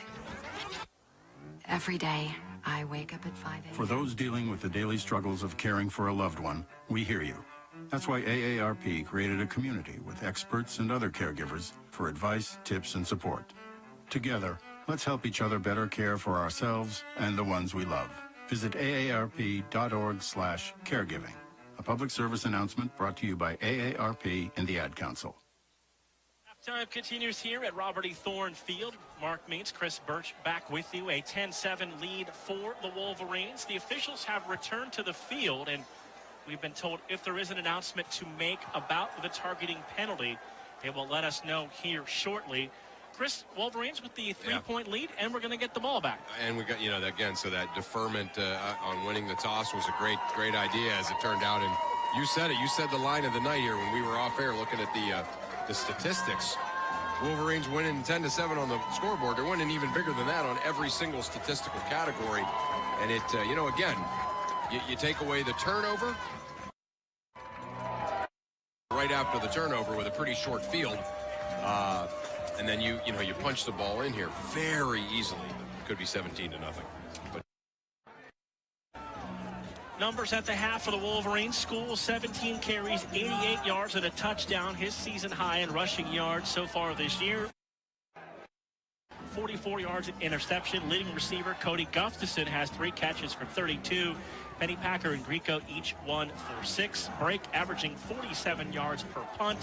Leading tackler in the game, it is Carl Jaskar. Jaskar 7 tackles, a sack and a half. Jacob Armbrecht 4 tackles and 2 sacks for the big senior. Great recap, Mark. And again, the defensive line, the defensive front for Grove City just playing spectacular, and your numbers bear that out. And I don't like to speculate without facts, but number 7 getting high fives from everybody and putting the helmet back on and tightening the chin strap. So that probably is a pretty good sign that number 7 just got some good news. So we'll see. That, of course, being Kyle Byer, who was ejected for targeting in the first half when he was about 7 yards from the play. So we'll see what happens. Yeah, he is right now with the special teams players, but we still have about a minute to go on the clock in between quarters. And helmet tight, stretching his legs, dancing around to some Queen right now. So he's ready to go. The referee midfield since they entered the field after the half, and Jimmy Burks just walking around the 50-yard line. So we'll see if he has a message for us.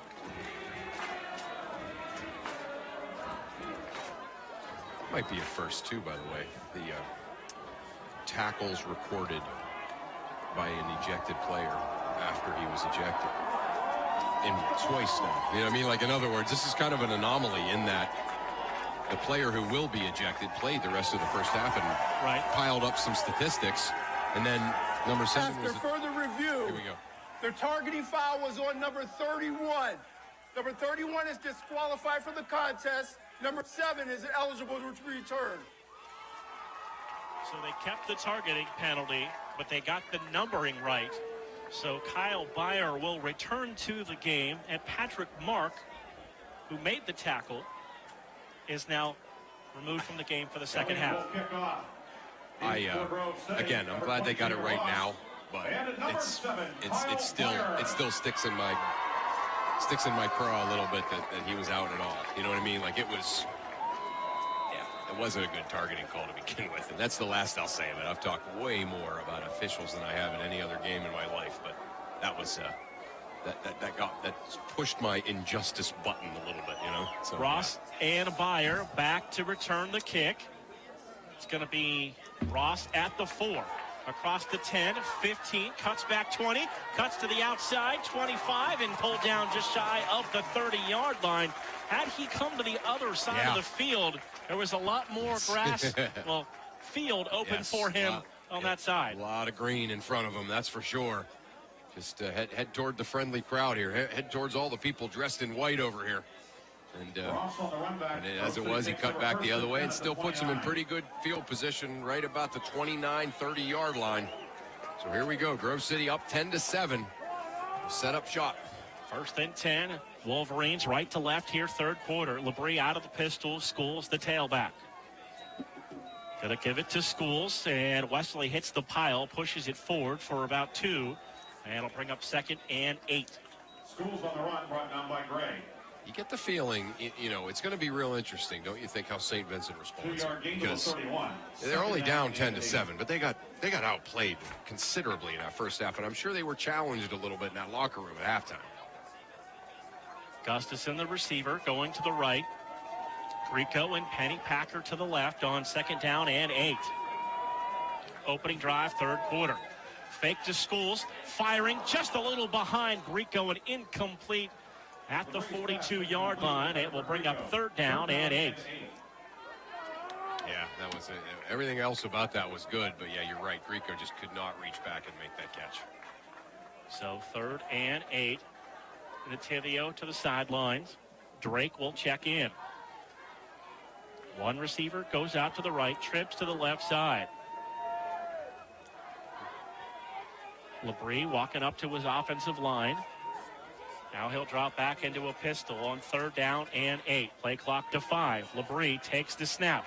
Steps up in the pocket, avoids a defender, and then he is smacked down at the 30-yard line for a loss of about 1, and this will bring on break and the special teams for the Wolverines.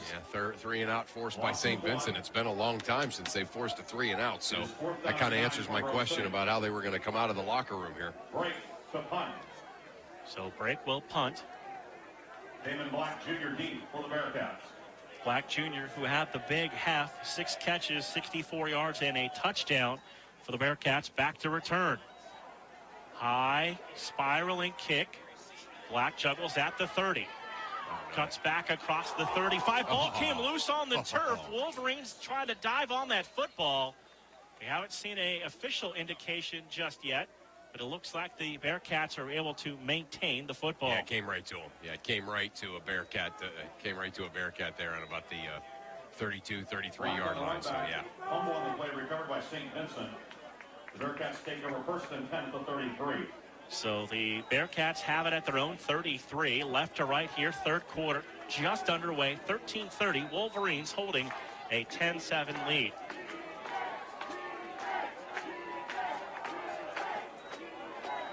New quarterback in there to start the 2nd half. Breaks it across the 40 and down to the 45-yard line. Yeah, that's Xavion Thompson. He's not second on the depth chart there. He's not in the 2 deep, but you can see he brings a whole new dimension to this team. Just certainly a great runner. You can tell just by watching him run. But he's a quarterback. It's not a Wildcat package. Thompson's going to keep it again, being chased from behind by Armbrecht. Breaks the tackle across the 50 and down near the 47-yard line. Thompson, freshman, 6 foot. Just listed at 145 out of Delray Beach, Florida. He looks small, but that almost looks like a misprint, doesn't it? Yeah, I don't know. 145? That's really small. Yeah, no way. Gain of 9 is 2nd and 1. 4 receivers in the formation. Thompson, the quarterback.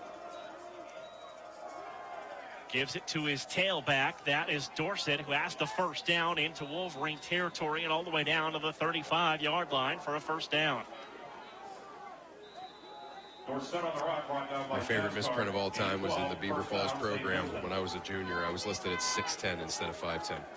I actually kept that program. Only in your basketball dreams. That was a great misprint. 1st and 10 at the Wolverine 35-yard line. Thompson takes the snap, fakes to Dorsett, fires downfield, pass complete, and the receiver knocked out of bounds near that Bearcat bench. And a nice gain on 1st down of about 7 yards by the Bearcat. Michael Navarro is shaken up, but this has been a very, very good change of pace for St. Vincent here. As Xavion Thompson, a very different kind of player than Navarro, has really mixed this up and has a Grove City defense on their heels. 2 receivers again to each side. Thompson has the tailback next to him. He'll give it to him, running up the middle. And then Thompson came in at the end and threw a block. Yeah. It might have been awfully close to a late block. I agree. Yeah, it's almost like one of those ones where you're so surprised the quarterback did that you leave the flag in your pocket, but then later on you probably think, maybe I should have thrown that, because that was, if a running back or a wide receiver had done that, it probably would have gotten thrown. 1st and 10 down to the 19-yard line. Thompson Fakes to Dorsett. He's going to keep it now. Flips it to his receiver.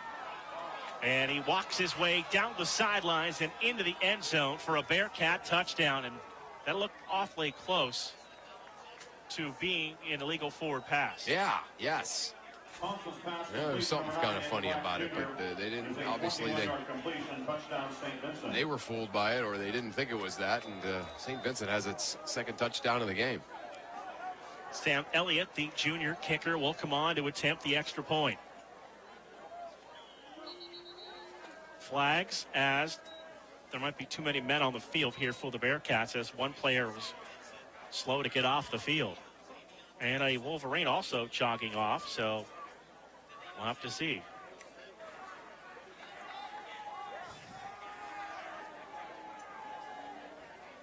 Now they're checking with the Bearcat sideline. When the flag was thrown, there was a Bearcat running Illegal off the field. Substitution. Defense. Half the distance to the goal. Kick for try. Okay. So after the penalty, they will attempt the try. Sam Elliott, the junior, Brackenridge, PA, and the Highlands High School.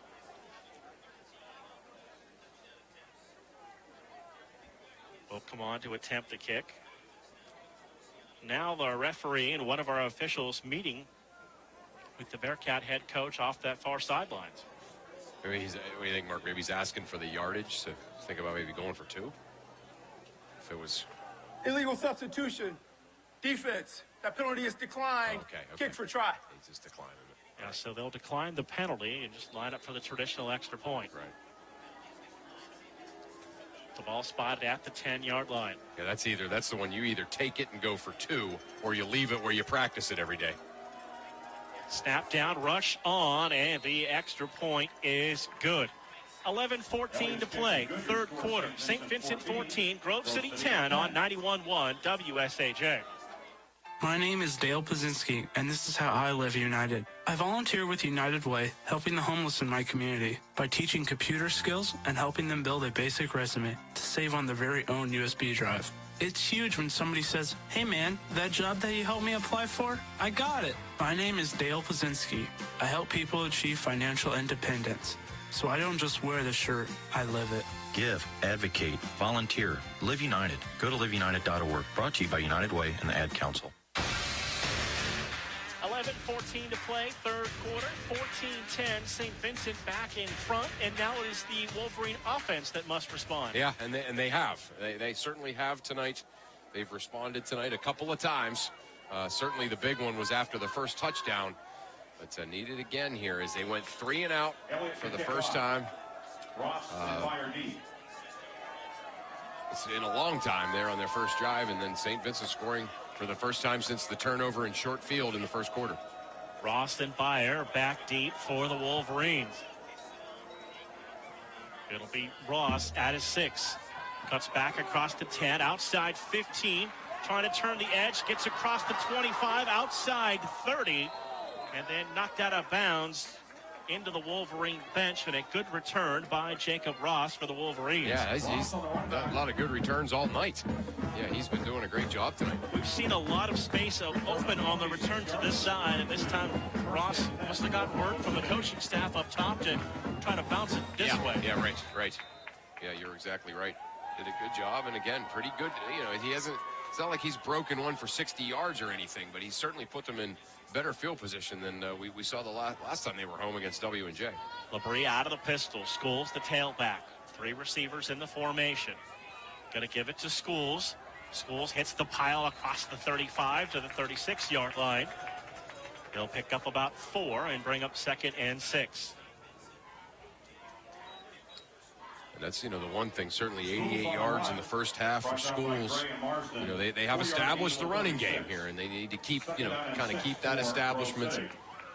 Because, the one thing you don't want to start doing now is you don't want to start getting, compiling the 3 and outs and put all that pressure on a tired defense. And Tivio in motion. High snap, give it to Schools. Schools hit by the linebacker and knocked back after maybe a gain of 1. Will bring up 3rd down.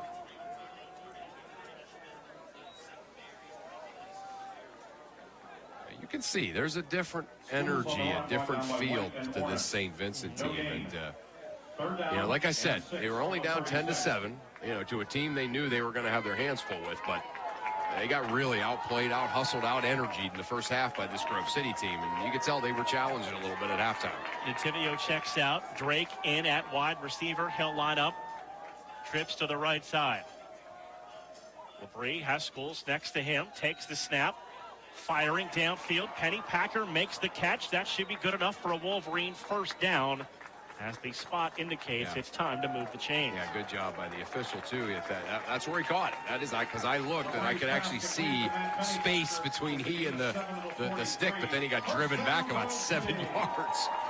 So, yeah, sometimes they guess and they don't go all the way to where the forward progress is. First down to the Wolverine 43-yard line.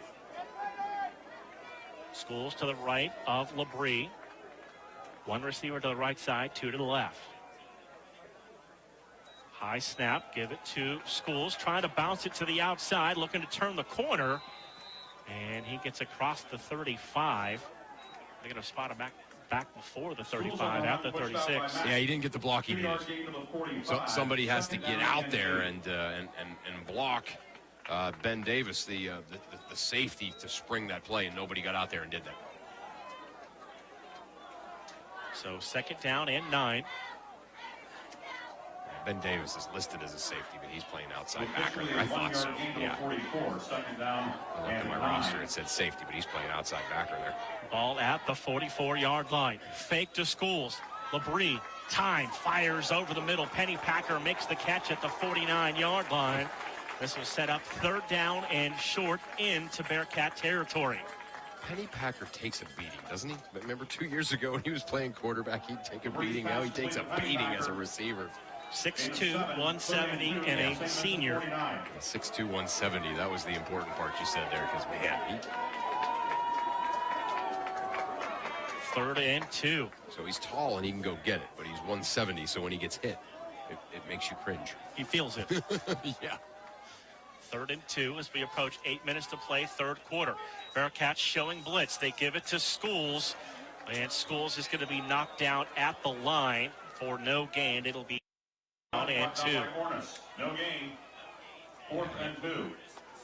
Yeah, I like this. I like this move by Coach DiDonato. Again, you're sort of flirting with 4-down territory here. Ball on the St. Vincent 49. But, man, if you don't get it after they just scored, you put a weary defense out there on a short field, you're really flirting with disaster. Break to punt. Averaged 47 yards in the first half. Low snap. Rush on. High end-over-end kick. Black fakes like he's going to catch it, and this will roll into the end zone for a touchback. Boy, that was awfully close to running into the punter. Into the end zone. It is a touchback. You see Caleb Brake kind of working the official a little bit, coming over, saying, "Did you see that? Did you see that? He ran into my calf there, knocked me over." They didn't give it to him. Came over a little gingerly to the sidelines. Yeah, that's when you really hate it, is when it hurts. They run into you and it hurts and you don't get the call. First and 10 at the 20.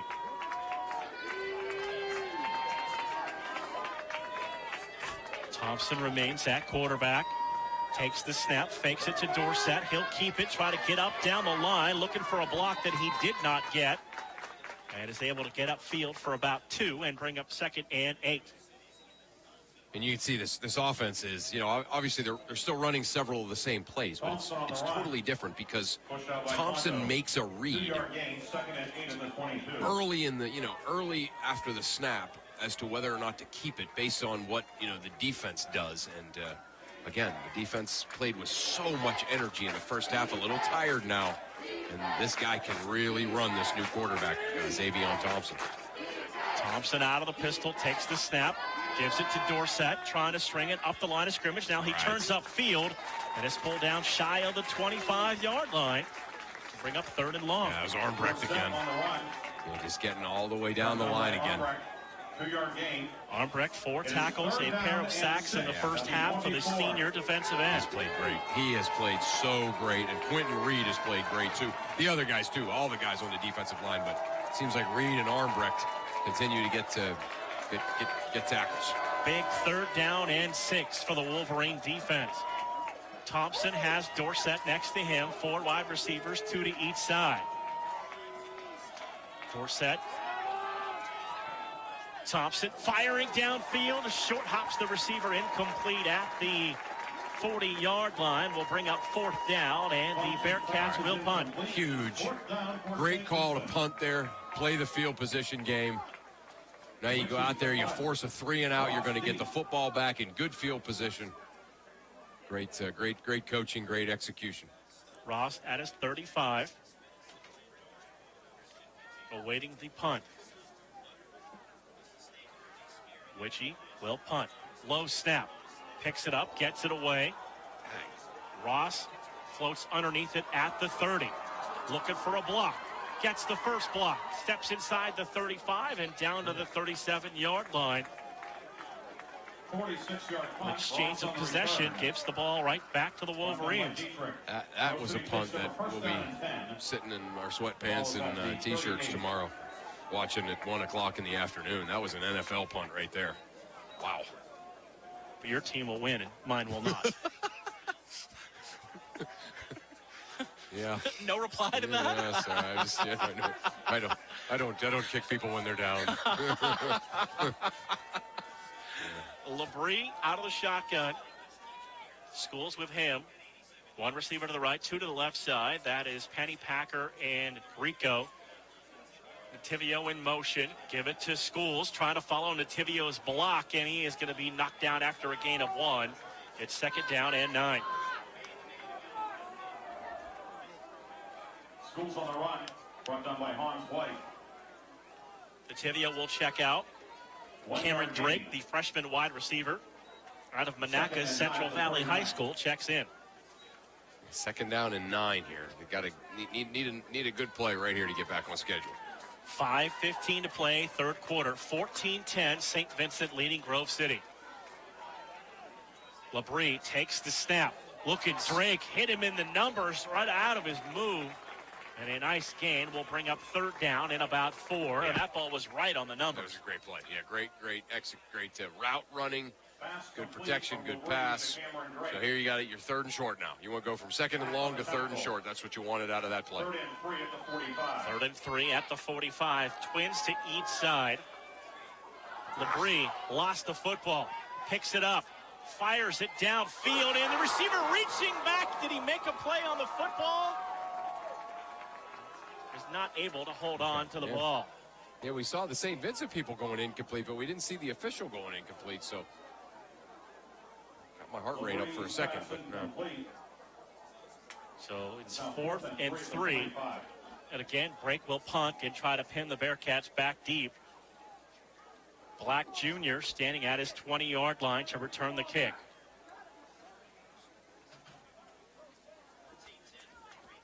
Break the punt. Low snap, Drake picks it up, gets away another catch, and will make it about the 13-yard line. And you wondered after 4 years of Anthony Marnesian what the punt game would be like, and there's been no drop-off with freshman Caleb Drake. It's actually unbelievable because, you know, we sat here and watched Marnesian the last several years and just saw NFL punt after NFL punt from him. And you think, well, I mean, they'll get a good punter, but they won't get a guy like Marnesian again. And I tell you what, they did. It's amazing. Thompson remains at quarterback. Dorsett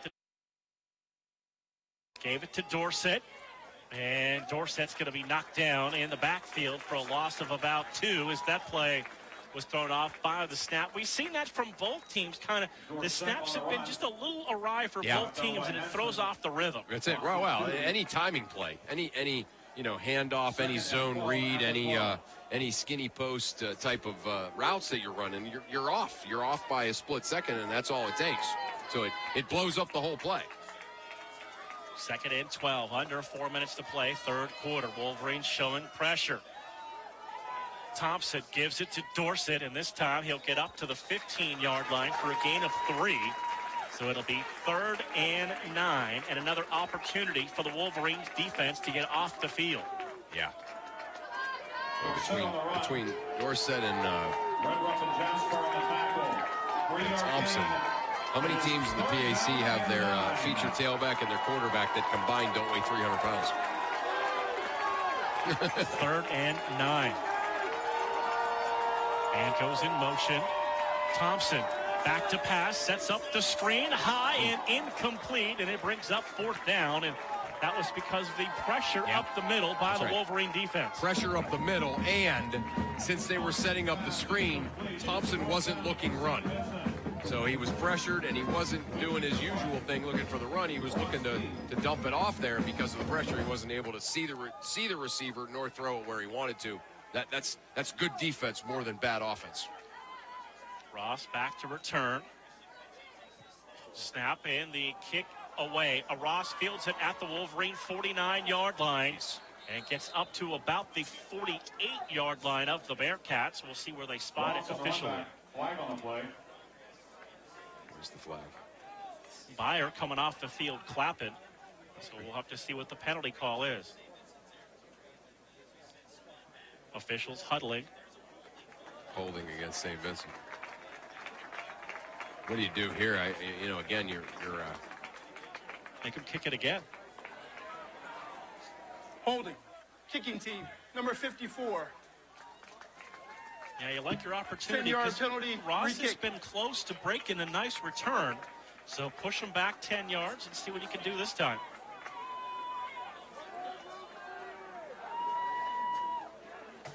Punter now will be forced to drop back into his end zone. Will Christian Wiki, St. Clairsville, Ohio. Ross at his own 49-yard line. Snap, turns it over, gets the kick away this time short off the side of his foot. Great decision. Going to roll out of bounds at the 46-yard line. So you only picked up about 5 yards on the exchange, but you'll take it. Yeah, you'll take it. No question about it. Yep. It just feels different, doesn't it? Being at the 45, 46 as opposed to the 50, 49.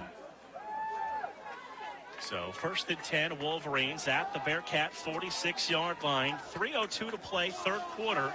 14-10, St. Vincent with the 4-point lead. Labrie out of the pistol, Schools to his right. 2 receivers right, 1 to the left. That's the senior Gabe Greco. Nativio in motion left to right. Fake to Schools. Labrie looking for Penny Packer, who makes the catch at the 30-yard line on a floater. And that'll be a Wolverine 1st down. And Penny Packer absolutely got hammered in the ribs. And the senior is up to his feet. Yeah, every catch he makes, he catches it jump. He catches it reaching up. Because they're throwing everything, they're throwing everything high in the air. Right, because of his height, everything's up. He's just getting blasted wide open. Penny Packer Penny Packer's out, and 2 guys are going in. That's not, I'm not good at math, Mark, but that's not right. Yeah, Penny Packer will come out. 1st and 10 at the 30-yard line. Labrie out of the pistol. Gives it to Schools. Steps left. Cuts back between the hashes all the way down to the 25-yard line for a gain of 5 on 1st down. 5-yard gain, 2nd and 5 at the 25. That'll put Schools close to the century mark for the first time here in his sophomore season. Wow. 2:20 to play, 3rd quarter. Got to score here, Mark. You just get the feeling like 2:20 to play. They've dominated this game, but they're down 4.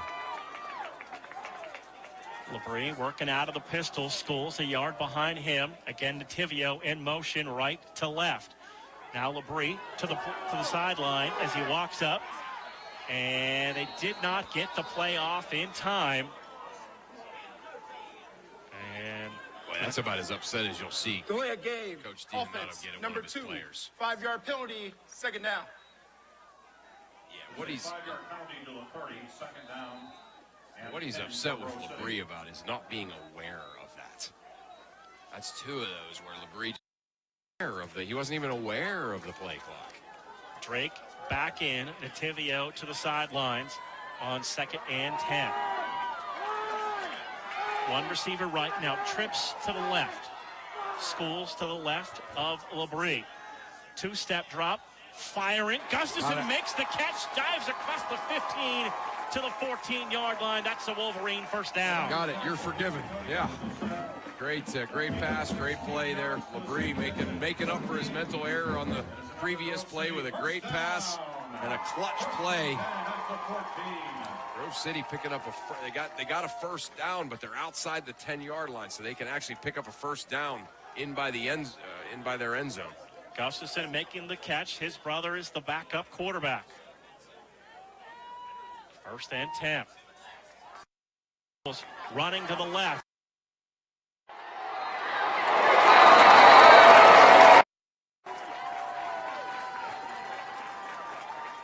School's running with a little bit of emotion tonight. Oh, yeah, he's running hard, running angry.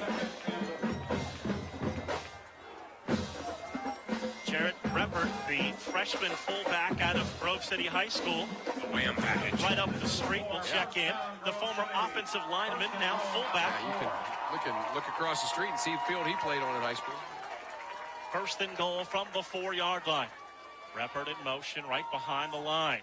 Now they'll send Grieco in motion. Gonna give it to Grieco, and Gabe's gonna be knocked down at the 4-yard line. It'll be second down and goal. Yeah, again, credit St. Vincent for that. That was a nice play by St. Vincent. They strung it out. They didn't allow themselves to be blocked. That's that old, your goal to go, and you don't get a good play on first down. It always makes it tough. Wolverines just going to let the final 5 seconds of this quarter roll off the clock. After 3, St. Vincent 14, Grove City 10. It's the end of the third quarter. Playing of the night game on 91.1 WSAJ. There's something very dangerous in your home. It could be hiding in a closet or waiting in the basement.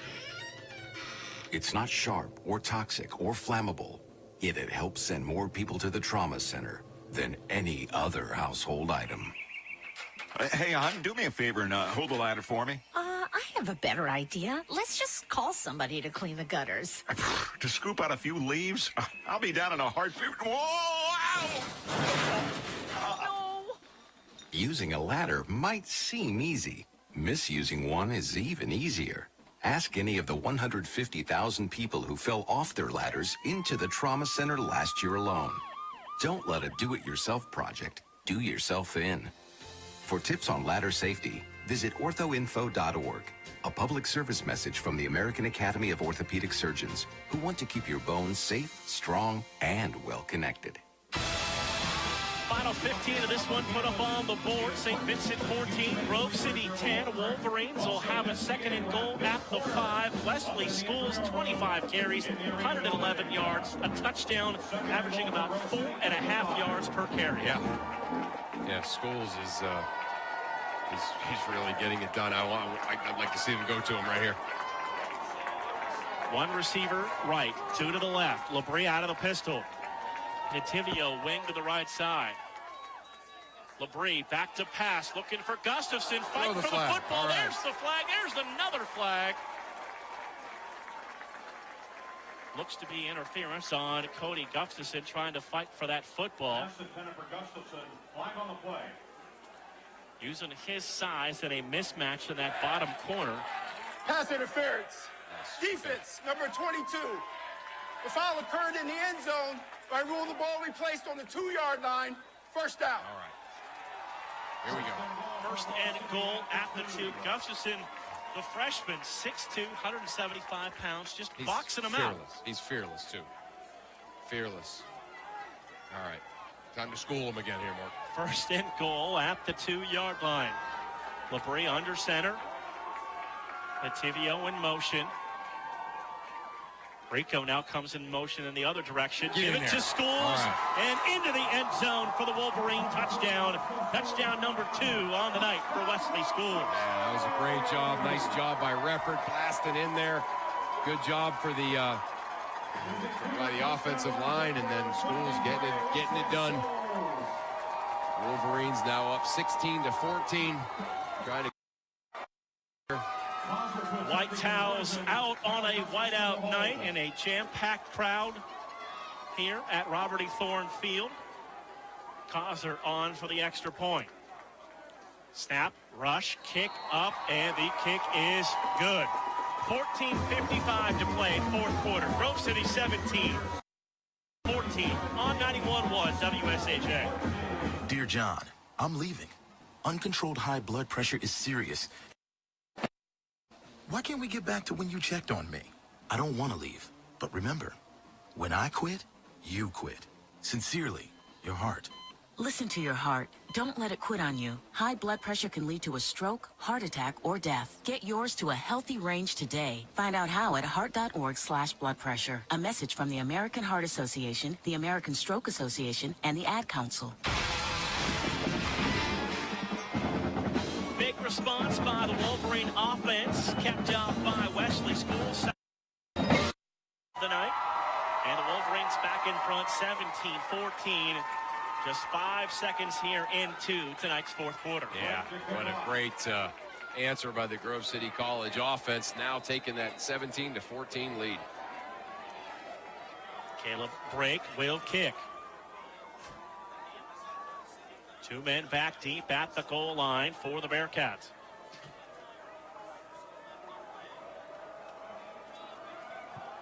Brake. High end over end kick, going to be bobbled, and thought about it for a second and then took a knee for the touchback, and a wise decision there. Yeah. Could have been all kinds of trouble for the Bearcat special teams. The kickoff is a touchback. St. Vincent begins this drive first down and 10 at the 25. So the Bearcats start first and 10 at their 25. It has been the third quarterback, Xavier Thompson, the freshman from Delray Beach, Florida, in this second half. Thompson out of the pistol. Dorsett the tailback. Trips to the right side. Single receiver left. Thompson gives the ball to Dorsett, and he's going to be hit and wrapped up in the backfield for a loss. Big play by the defense there. Was that big number 22? Caleb Allen up there coming up for his defensive end position? I think it was. Dorsett on the run, brought down by Andrew Seifert. Loss of 3, second and 13. So it is a loss of 3 and brings up second and 13. That front, Armbrecht, Reed, Young, and Allen have played tremendously tonight. Second and long. Thompson, 3-step drop.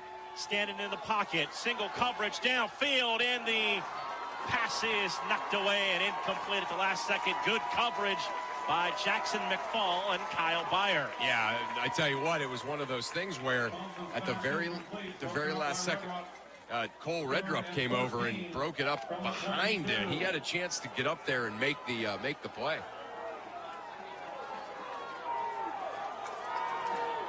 Third and 13 at the 22-yard line. Thompson and Dorsett in the backfield. Trips right, single man left side. Play clock down to 12. Thompson takes the snap, firing downfield, and the pass is caught right near the first down marker. I don't like that spot if that's where he's going to give it to him. They're booing the fact that he called it a catch. I'm a little questioning of the spot. The pass, they spotted the ball at the 35. Oh, boy. And given him a first down. Looked like the sticks were on the other side of the 35. At all. I mean, he caught it, but it was at about the 32. First and 10 out to the 35 for the Bearcats. Thompson takes the snap. Quick hitch to the outside. That's Black Jr. And he's going to be brought down. Jacob Armbrecht there with help on the outside. Pass complete to through 3. Jaskar with 9 tackles. Armbrecht and Reed with 6. No gain on the play. It's second down and 10 at the 35.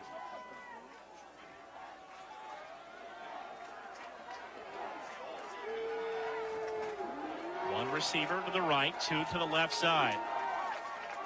Wing to that left side now, goes in motion towards the right. Low snap. Thompson picks it up, tries to flip it to his fullback, who makes the catch and gets out near the 45-yard line. He'll be across the 45 and have enough for a first down. Thompson's pass complete to Baker. Yeah, it's Baker. Big fullback. Nice job. He caught it. Secured it and able to pick up a first down. All right, the defense needs to play a play here, Mark. 12:50 to go here in a moving clock in the fourth quarter.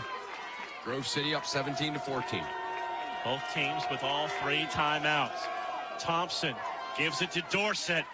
Nice. Dorsett is knocked down in the backfield for a short loss of about 2. On the run, brought down by Henson.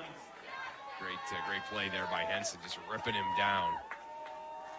Yeah, Sam Henson. Loss of 2. Big outside linebacker, number 37. That's always been my favorite football number, 37. Always seems like there's just a tough defensive back or linebacker on a team, 37. Love it. Henson, the junior, 5'9", 200 pounds, out of Cranberry Township. 2nd and 12. Get a give.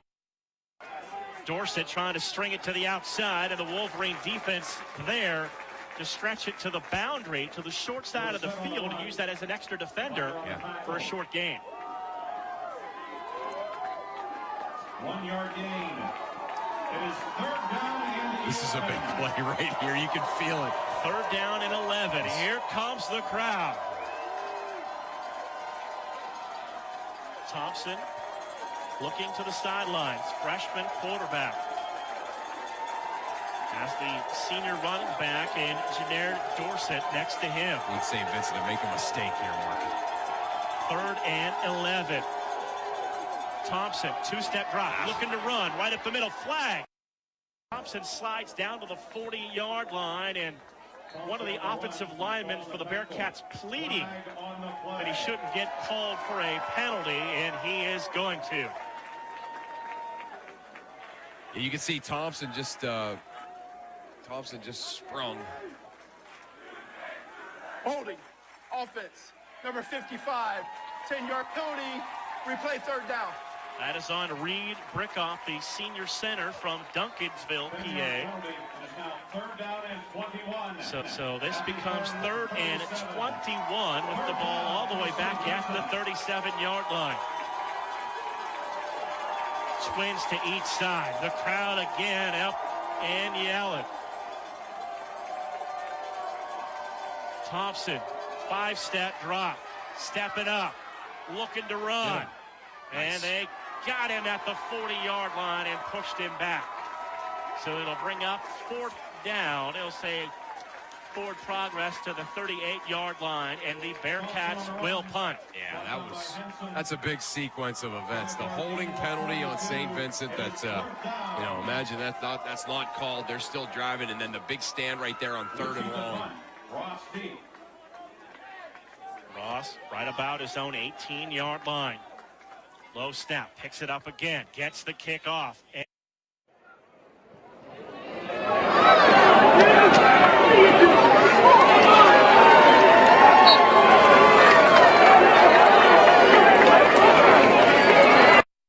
zone, and it came up short. He's mad at himself. And down at the 4, 54-yard punt. Grove City takes over 1st and 10 at the 4. Wolverine's going to bring in that extra size, that wham package that they like to use when they need some short yardage, or in this case, get out of the shadow of their own end zone, with Reppert in there as the extra fullback. Let's see if they got it. Yeah, that was a big mistake there. Not picking that up and at least getting it out to about the 15 or so. Labrie under center. Reppert goes in motion right behind the offensive line. Rico now also goes in motion. Give it to School. Stepped inside across the 5 and down near the 7-yard line. And a little bit of a shoestring tackle pulled him down from behind. School's up over 115 yards on the night. 25 carries after 3. So what do we got here? 2nd and 5 here. You don't need to gain 95, right? You just need to gain half of 5 here, right? 2nd and 5 at the 9. Nativio in motion.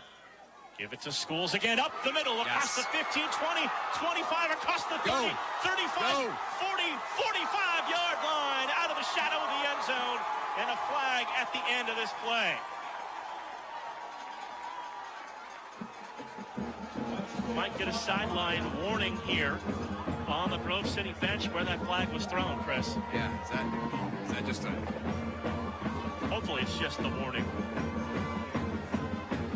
And then the next one will cost them yards, right? I didn't see anybody make contact with an official, so you would anticipate this just being a warning. Yeah. But there's a conversation going on. Schools ran it all the way out to the 46. Sideline interference. Offense, Grove City sideline number 29. 15-yard penalty, first down. So a player on the Grove City sideline must have interfered with an official running up the white boundary line in front of the bench. 37 yards for Schools. The ball's placed at the 31. First down and 10 for Grove City. So they back it up to the 31-yard line, but it is first and 10 for the Wolverines. Labrie out of the pistol. Nativio in motion again. Fake to Schools, looking downfield, guzzles and reaches back, makes the catch, and dives near the 49-yard line. Flag back at the 32.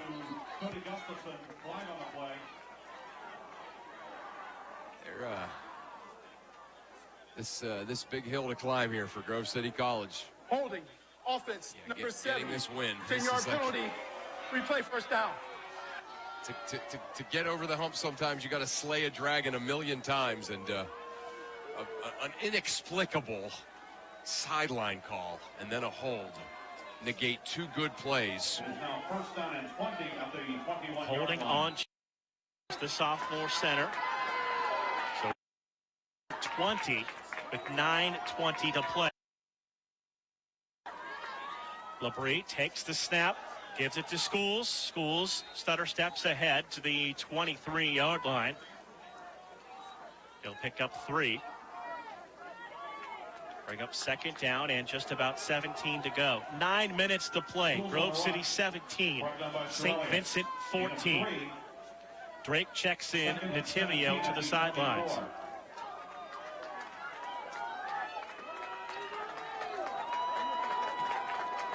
Officially gain of 2, makes it 2nd and 18.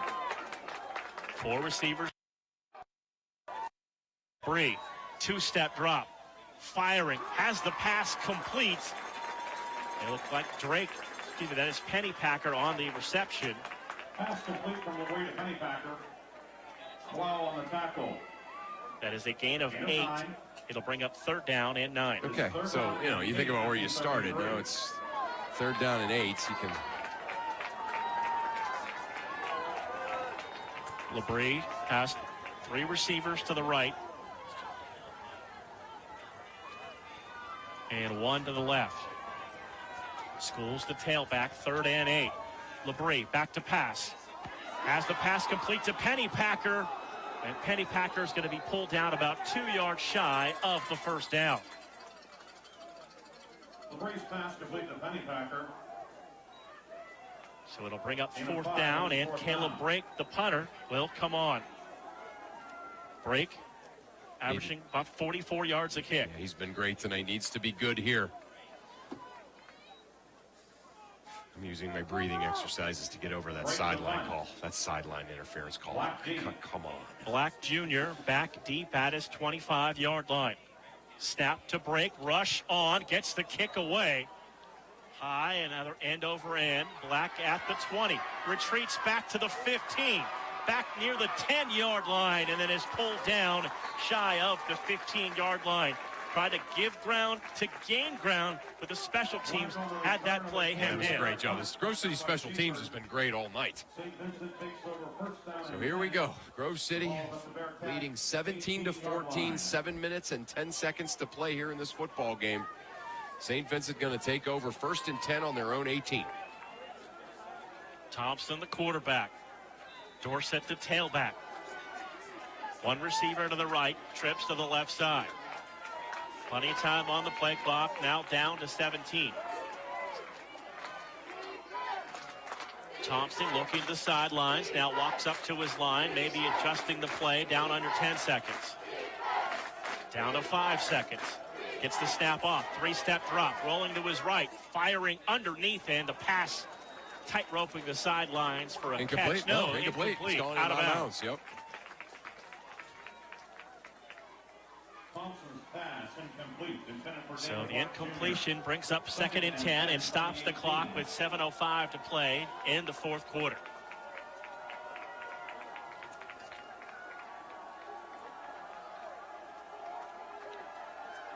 Bearcats right back to the line, same formation. 4 receivers. Dorsett the tailback to the left of Thompson.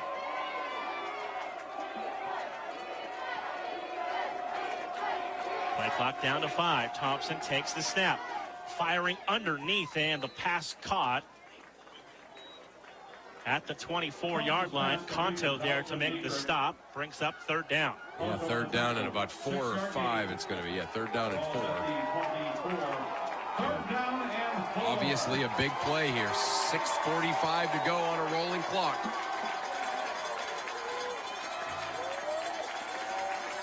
Third and 4. Thompson checked at the line, now looks to the sidelines as the play comes in with 10 seconds to go on the play clock. Down to 7. To 5. They snap it with 3. Give the ball to Thompson. Thompson's going to be hit and sacked back at the 15-yard line and bring up 4th down and long. Jaskar with help on the play. Jaskar, he is just unbelievable. That's called making a play, a game changer right there for Jaskar. So here we go. Looks like Grove City going to get the football back with about 5.5 minutes to go. Up 3. Ross back to return. Witchy to punt right on his own goal line. Grabs the snap, gets the kick away. Ross runs up, calls for the fair catch at the 45-yard line. Wolverines take over in Bearcats territory with 5:41 to play. All right, here we go. Good, really good job by Ross with that fair catch there. So now, pretty good field position. Spot the ball at the 46-yard line. 5:41 to play. Penny Packer, Grieco to the left. Gustafson to the right side. Lativio, the fullback, on a wing to the left. Give the ball to Schools. Schools hit the pile and able to get back near the line of scrimmage to say no gain. 2nd down and 10. It looked for a second like he was going to be his usual kind of up through the hole, get into the linebacking core, pick up 4 or 5 yards, but that hole closed quick. Wolverines taking some time with the play coming in. Plenty of time on the play clock. Both teams still with all 3 timeouts. To the line with 15 seconds to go on the play clock. Schools moves from left to the right of Labrie. Nativio in motion right to left. Schools play fake. Labrie downfield. Gustafson makes the catch. Beat his man. 20, 15, and inside the 15 down to the 13-yard line. Spun on the defensive back and took it upfield for a big pitch and catch. Yeah, great job. Certainly Gustafson doing a great job picking up extra yards with his feet. Great pass. Grove City offense needs to keep working hard, but also have that slow heartbeat here, right? Pickup of 33. 1st and 10 at the 13. Wolverines can pick up a 1st down at the 3. Crowd quiets down on 1st and 10 from the 13-yard line. Labrie sends Nativio in motion. Labrie looking for Gustafson, makes the catch down to the 2-yard line. It's going to be 1st and goal, Wolverines. Nice slant throw by Labrie. If the, again, it's weird to think about. If Grove City scores, though, that was actually a break because it's going to give St. Vincent less time after the touchdown. And so, in a way, again, if Grove City can score, that's actually a break for the Wolverines that he was able to drag him down there. 1st and goal at the 2-yard line. Labrie under center. Lativio in motion, now Grieco in motion. Give it to Got it. Schools, into the end zone for the Wolverine. Touchdown, his third of the night. Yeah, big one there, because now that makes it a two-possession game, 23-14. With the PAT coming. 2-yard touchdown run by Wesley Schools, and now on for the extra point, Mitch Causer. Sophomore kicker out of Johnstown, PA. Gustafson will hold. Snap, kick, and the extra point. Good. 3:44 to play, fourth quarter. Grove City 24. St. Vincent 1.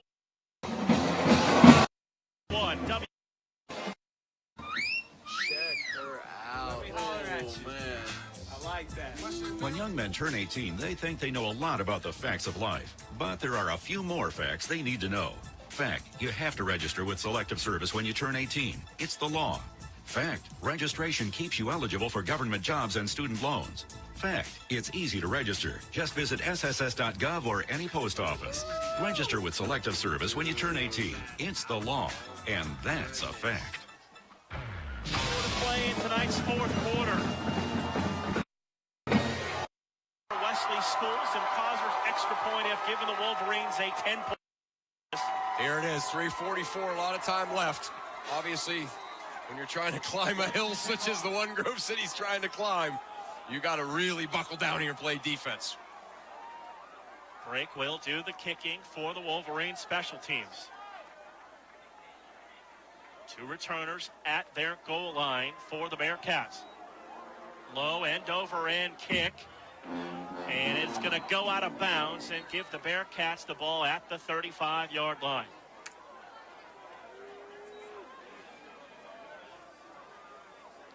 .344 to play. All three timeouts for both sides, Chris. Yeah, and certainly St. Vincent going to use them all. The key is obviously you have to keep pressure on the quarterback. You know, just contain no splash Kick plays. out of bounds. Number 36 of the kicking team. 5-yard penalty we placed at 35-yard line. First down, St. Vincent. So first and 10 Bearcats at their 35-yard line, going right to left. Thompson has trips to the right. Single receiver black, bottom of the formation. Fakes to Dorsett. Thompson's going to got a hole upfield, spins across the 40 to the 41. That'll make that clock roll unless they choose to use one of their timeouts. They didn't let him get out of bounds, and they didn't let him get a first down. Second and 4. Jaskar with another tackle. Double digits again for the freshman middle linebacker. Second and 4. Low snap. Tom picks it up, fires downfield. That's a first down on a little comeback route. And a first down into Wolverine territory for the Bearcats. Pass complete to Dietrich. 7-yard gain, first down, St. Vincent at the 48. Bearcats going to come right back to the line with the same look. Thompson takes the snap, fakes to Dorsett. Armbrecht got a hand on him as he...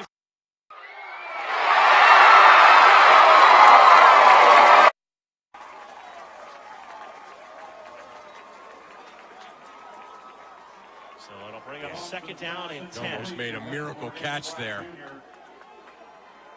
Black Juniors had himself a whale of a game. Through 3 quarters, had 7 catches for 85 yards and a pair of touchdowns.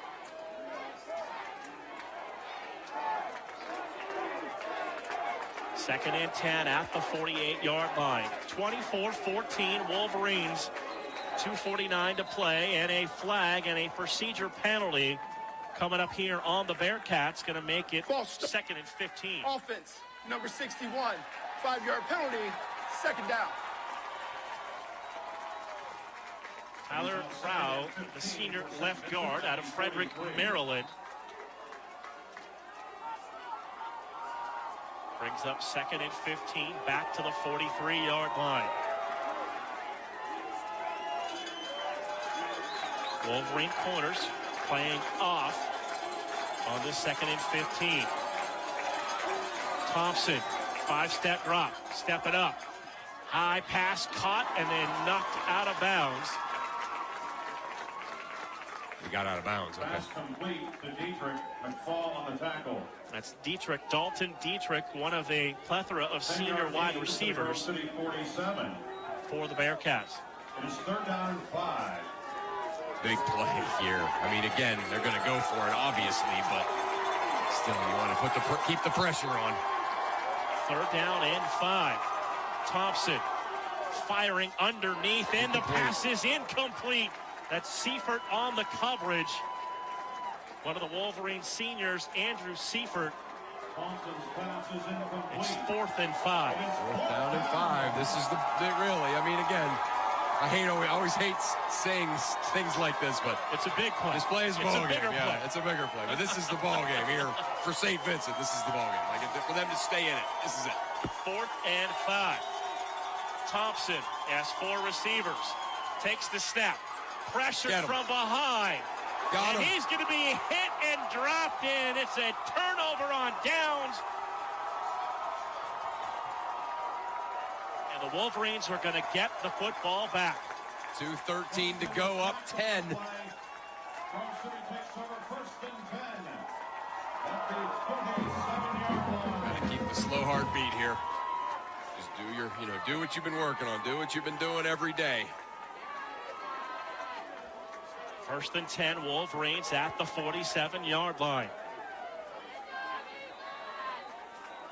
Coaches doing a good job walking that sideline, keeping everyone back behind the white line. Yeah, you can't have that again. Wow. LeBray out of the pistol, Schools the tailback. Takes the snap, Schools gonna get it, hits the pile and pushes it forward to the 49-yard line for a gain of 2. We'll see. Yeah, they did. Yep. They already did, yep. Timeout. St. Vincent. They're 1st and half. So the Bearcats are going to be left with 2 timeouts. It'll be 2nd down and 8 off the timeout, Chris. Yeah. Yeah, again, just a beautifully orchestrated 4th quarter, certainly by the Grove City College offense. And the defense has, they gave up that touchdown early, but they have played brilliantly since. You just get a sense. You got a sense tonight when the game started.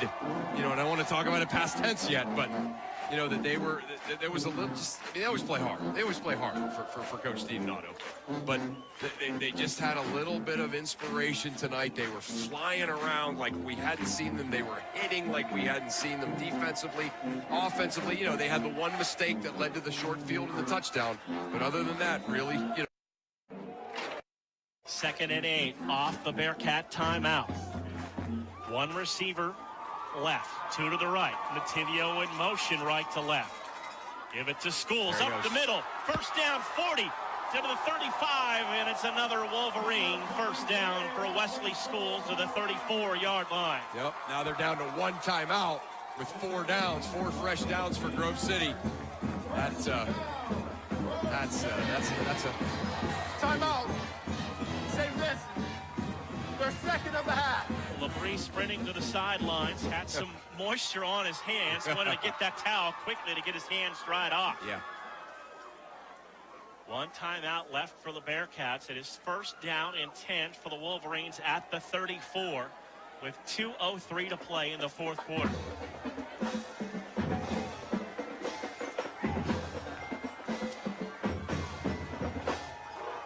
You just hear the energy in the crowd. Yeah, you just start, you're talking here if you're Coach DiDonato. You're just talking about scenarios here. You're talking about, well, if this happens, we're going to do this. If this happens, we're going to do this. Remember, guys, we got 3 timeouts, so you're not celebrating yet down there. You're talking about scenarios, coaching them up here. Always something special when the lights come on at Robert E. Thorne Field. 1st and 10 at the 34-yard line. LeBray out of the pistol. Nativio in motion right to left. High snap. Give it to Schools, and he'll drive forward for about 2. It's 2nd down and 8. And the Bearcats, I think, are going to use their final timeout. They have none left. Timeout. St. Vincent. Their 3rd and final timeout of the half. So, you got 2 minutes flat, almost like a 2-minute warning in the NFL here. They got no more timeouts, and Grove City, of course, has 3 more downs. So it becomes, you've had so much success running the ball with Schools. Right. Do you maybe try something different, or do you stick with what's got you here? Do I try something different? Heavens no. Yeah, no. Schools left, Schools right, Schools up the middle right now. Yeah. Yeah, he is definitely the guy right now, certainly in this scenario. You know, and certainly maybe Labrie too. You know, Labrie with the play fake there, and he can go off. But yeah, you just wonder if you've got a little zone read where he keeps it, and everybody keys on 23. Right, he is able to pick up 6 or 7 yards here. Yeah, exactly. 2 receivers right, 1 to the left. Nativio fake the motion, then reset. Give it to Schools. Schools up the middle for another short gain. Flag at the end of this play as they unpile. Flag on the play. Labrie says it's on the Bearcats. We'll see. Only 9 seconds off the clock there, and then they committed the penalty. But if it's first down, it's a moot point, right? Jimmy Burks, our referee. Personal foul, late hit, number 99 of the defense. That's a first down. 15-yard penalty, automatic first down. That's it. That's the ball game. Isaac Gray, a sophomore defensive lineman out of Indiana. It is a 15-yard penalty. Right, got in there, tried to knock the ball away. First down, Grove City. So it is first down, Grove City. Clock continuing to roll, now under 2 minutes.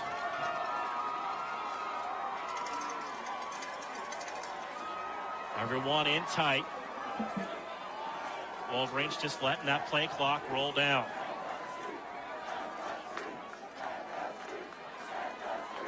Both fullbacks there. Labrie's just going to take a knee with 2 seconds. Labrie takes a knee. So Labrie takes the knee, and we're down to 1:19 to go. Everyone up and standing.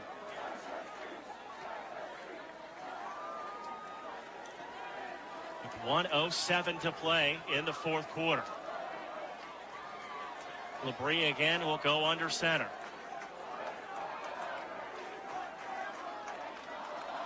Fullbacks to his right and left. Play clock now down to 8. To 5. Labrie will take another knee with 2 seconds to go on the play clock. Game clock now down under 40 seconds. Grove City 24, St. Vincent 14. The crowd coming to their feet. Yeah, now it's ready. Well, now it's inevitable. One more snap of the football. Wolverines at the line of scrimmage. Play clock to 15. Down to 12. Labrie is going to take a knee. And this one is going to go into the win column for your Wolverines tonight. Here at Robert E. Thorne Field. How about under the lights. Here goes the fans. Wolverines win it 24-14. We'll start the postgame show next on 91.1 WSAJ. Woo! Only in the forest can you see this. And this. And this. But nothing beats the moment. Cool! That's your child's eyes opening up to a world of possibilities. Do that! Because one trip to the forest can spark a world of difference. There are some moments only the forest can inspire. Find yours at discovertheforest.org. Learn about forests near you and discover cool things to do when you go, like hiking, canoeing, fishing, or camping. Or create your own adventure with family and friends, and you might just see this. Your moment's out there. Find it at discovertheforest.org. That's discovertheforest.org. Brought to you by the U.S. Forest Service and the Ad Council. Chris, can you put the video game controller down for a second? I can talk and play. Oh, I'm totally annihilating this punk kid in Nebraska. I just feel like you're not acting like a grown-up in our relationship. Am too.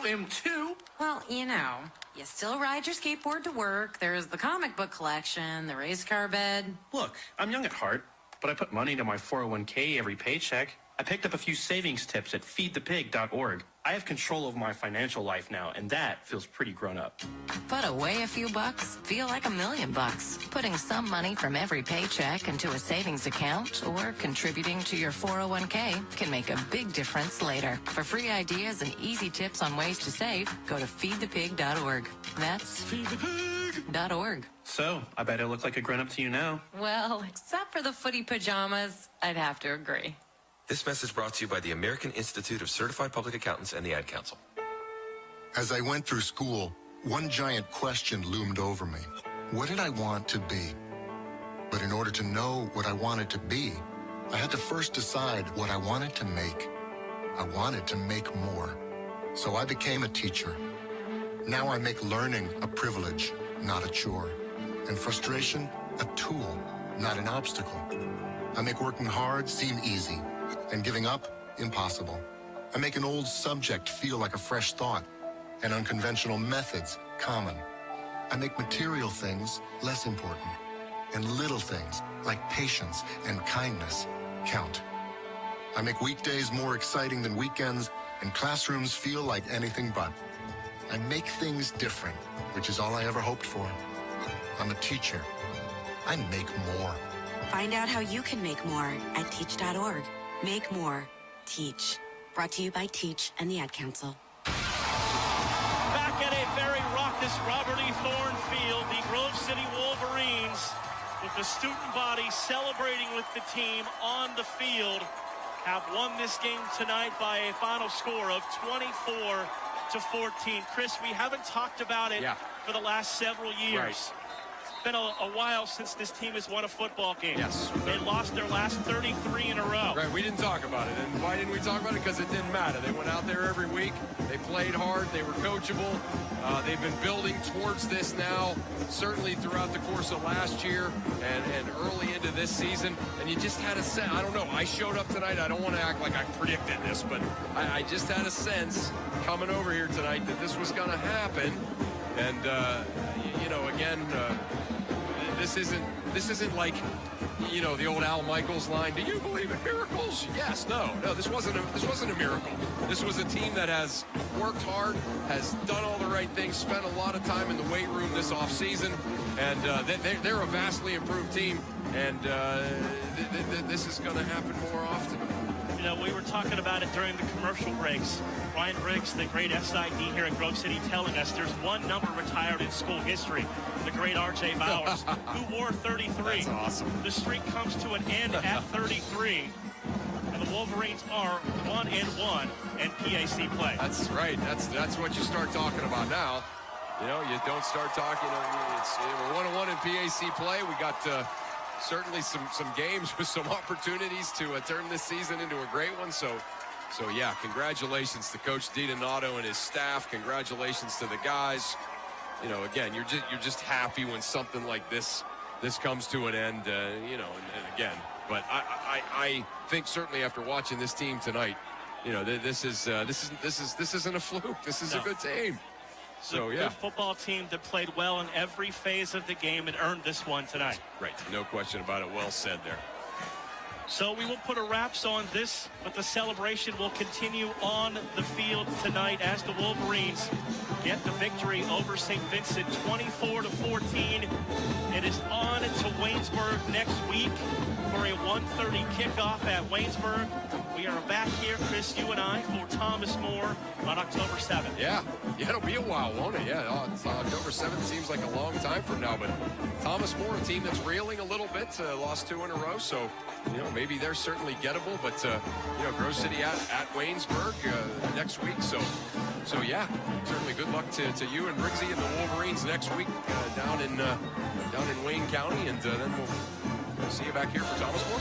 Coach DiDonato with his players huddled around him, all eyes on him as he addresses his football team very passionately. We'll leave you with this. The Wolverines won it tonight by a final score of 24-14. For executive producer Darren Morton, everyone back at our WSHA studios, for sports information director Ryan Briggs and his great staff, for my partner Chris Birch. Final score from Robert E. Thornfield tonight. Grove City 24, St. Vincent 14. I'm Mark Means. Have a great night, everyone.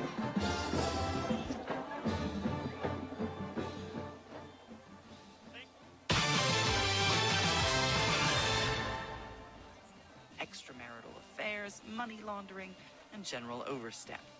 Now, if this was China, he'd be arrested and his social media accounts would disappear. But YouTube isn't available in China. And he's in New York. So that's okay, right? Well, I have anecdotal evidence that he's got quite a bit of a following within the Great Firewall as well, because often I have visitors and delegations and coming from China. Of course, in an official, environment, nobody would even mention his name. But often after a quick tea or beer, after the official business is done, people often would, mention him. He's almost the number one popped up. People are always talking about the stock market, always looking to invest in a good opportunity, something with the potential to grow. So what if you could invest in the future of kids, like a stock? Not the kind of stock where you invest to make money, but a stock for a social change. A whole new kind of investment called Better Futures. When you invest, it helps students like me go to college, which ends up making the future better for everybody. I could be the first college graduate in my family, the first district attorney from my neighborhood. And if I'm the first, then maybe there will be a second and a third. This can really be the start of something. My name is Charles, and I'm your dividend. Invest in better futures with UNCF. Visit uncf.org/invest. A mind is a terrible thing to waste, but a wonderful thing to invest in. A public service announcement brought to you by UNCF and the Ad Council. All right, let's kick off 8 hours of great blues music with Beale Street Caravan on Grove City College's 91.1 WSAJ, Grove City.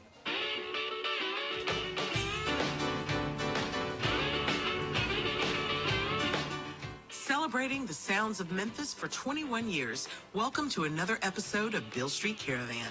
Heard around the globe on NPR Worldwide, major funding for Beale Street Caravan is provided by the AutoZone Corporation. AutoZone, parts are just part of what we do. Hi, I'm your host, Pat Mitchell-Worley. And I'm Kevin Covens. This week on Beale Street Caravan, we have a special feature lined up. And it's a real doozy. We'll be spending the entire show with the Tedeschi Trucks Band at the historic Orpheum Theater in Memphis, Tennessee. That's all coming up right now on Beale Street Caravan.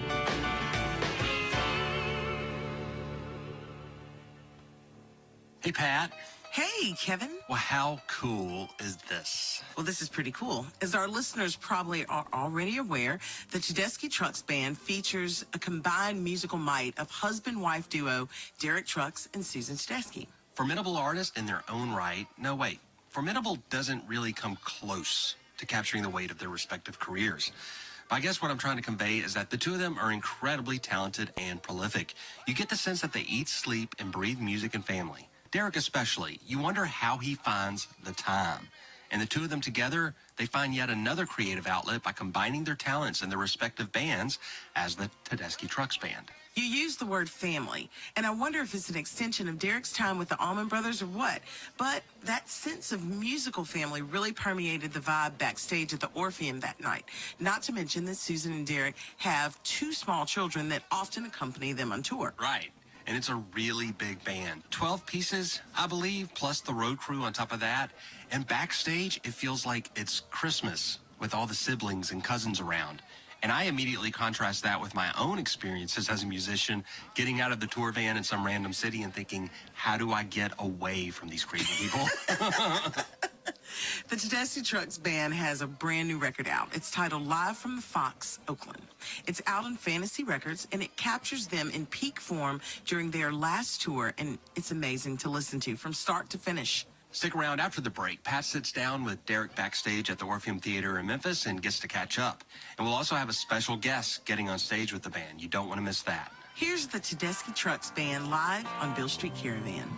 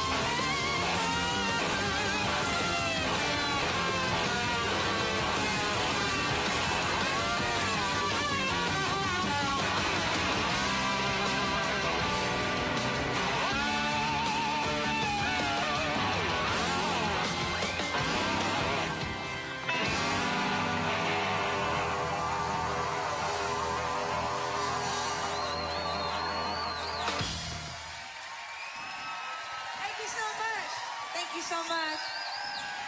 So great to be here in Memphis. Thanks for coming out. And thanks to the North Mississippi All-Stars for coming out and doing a great job. How about in front of those guys?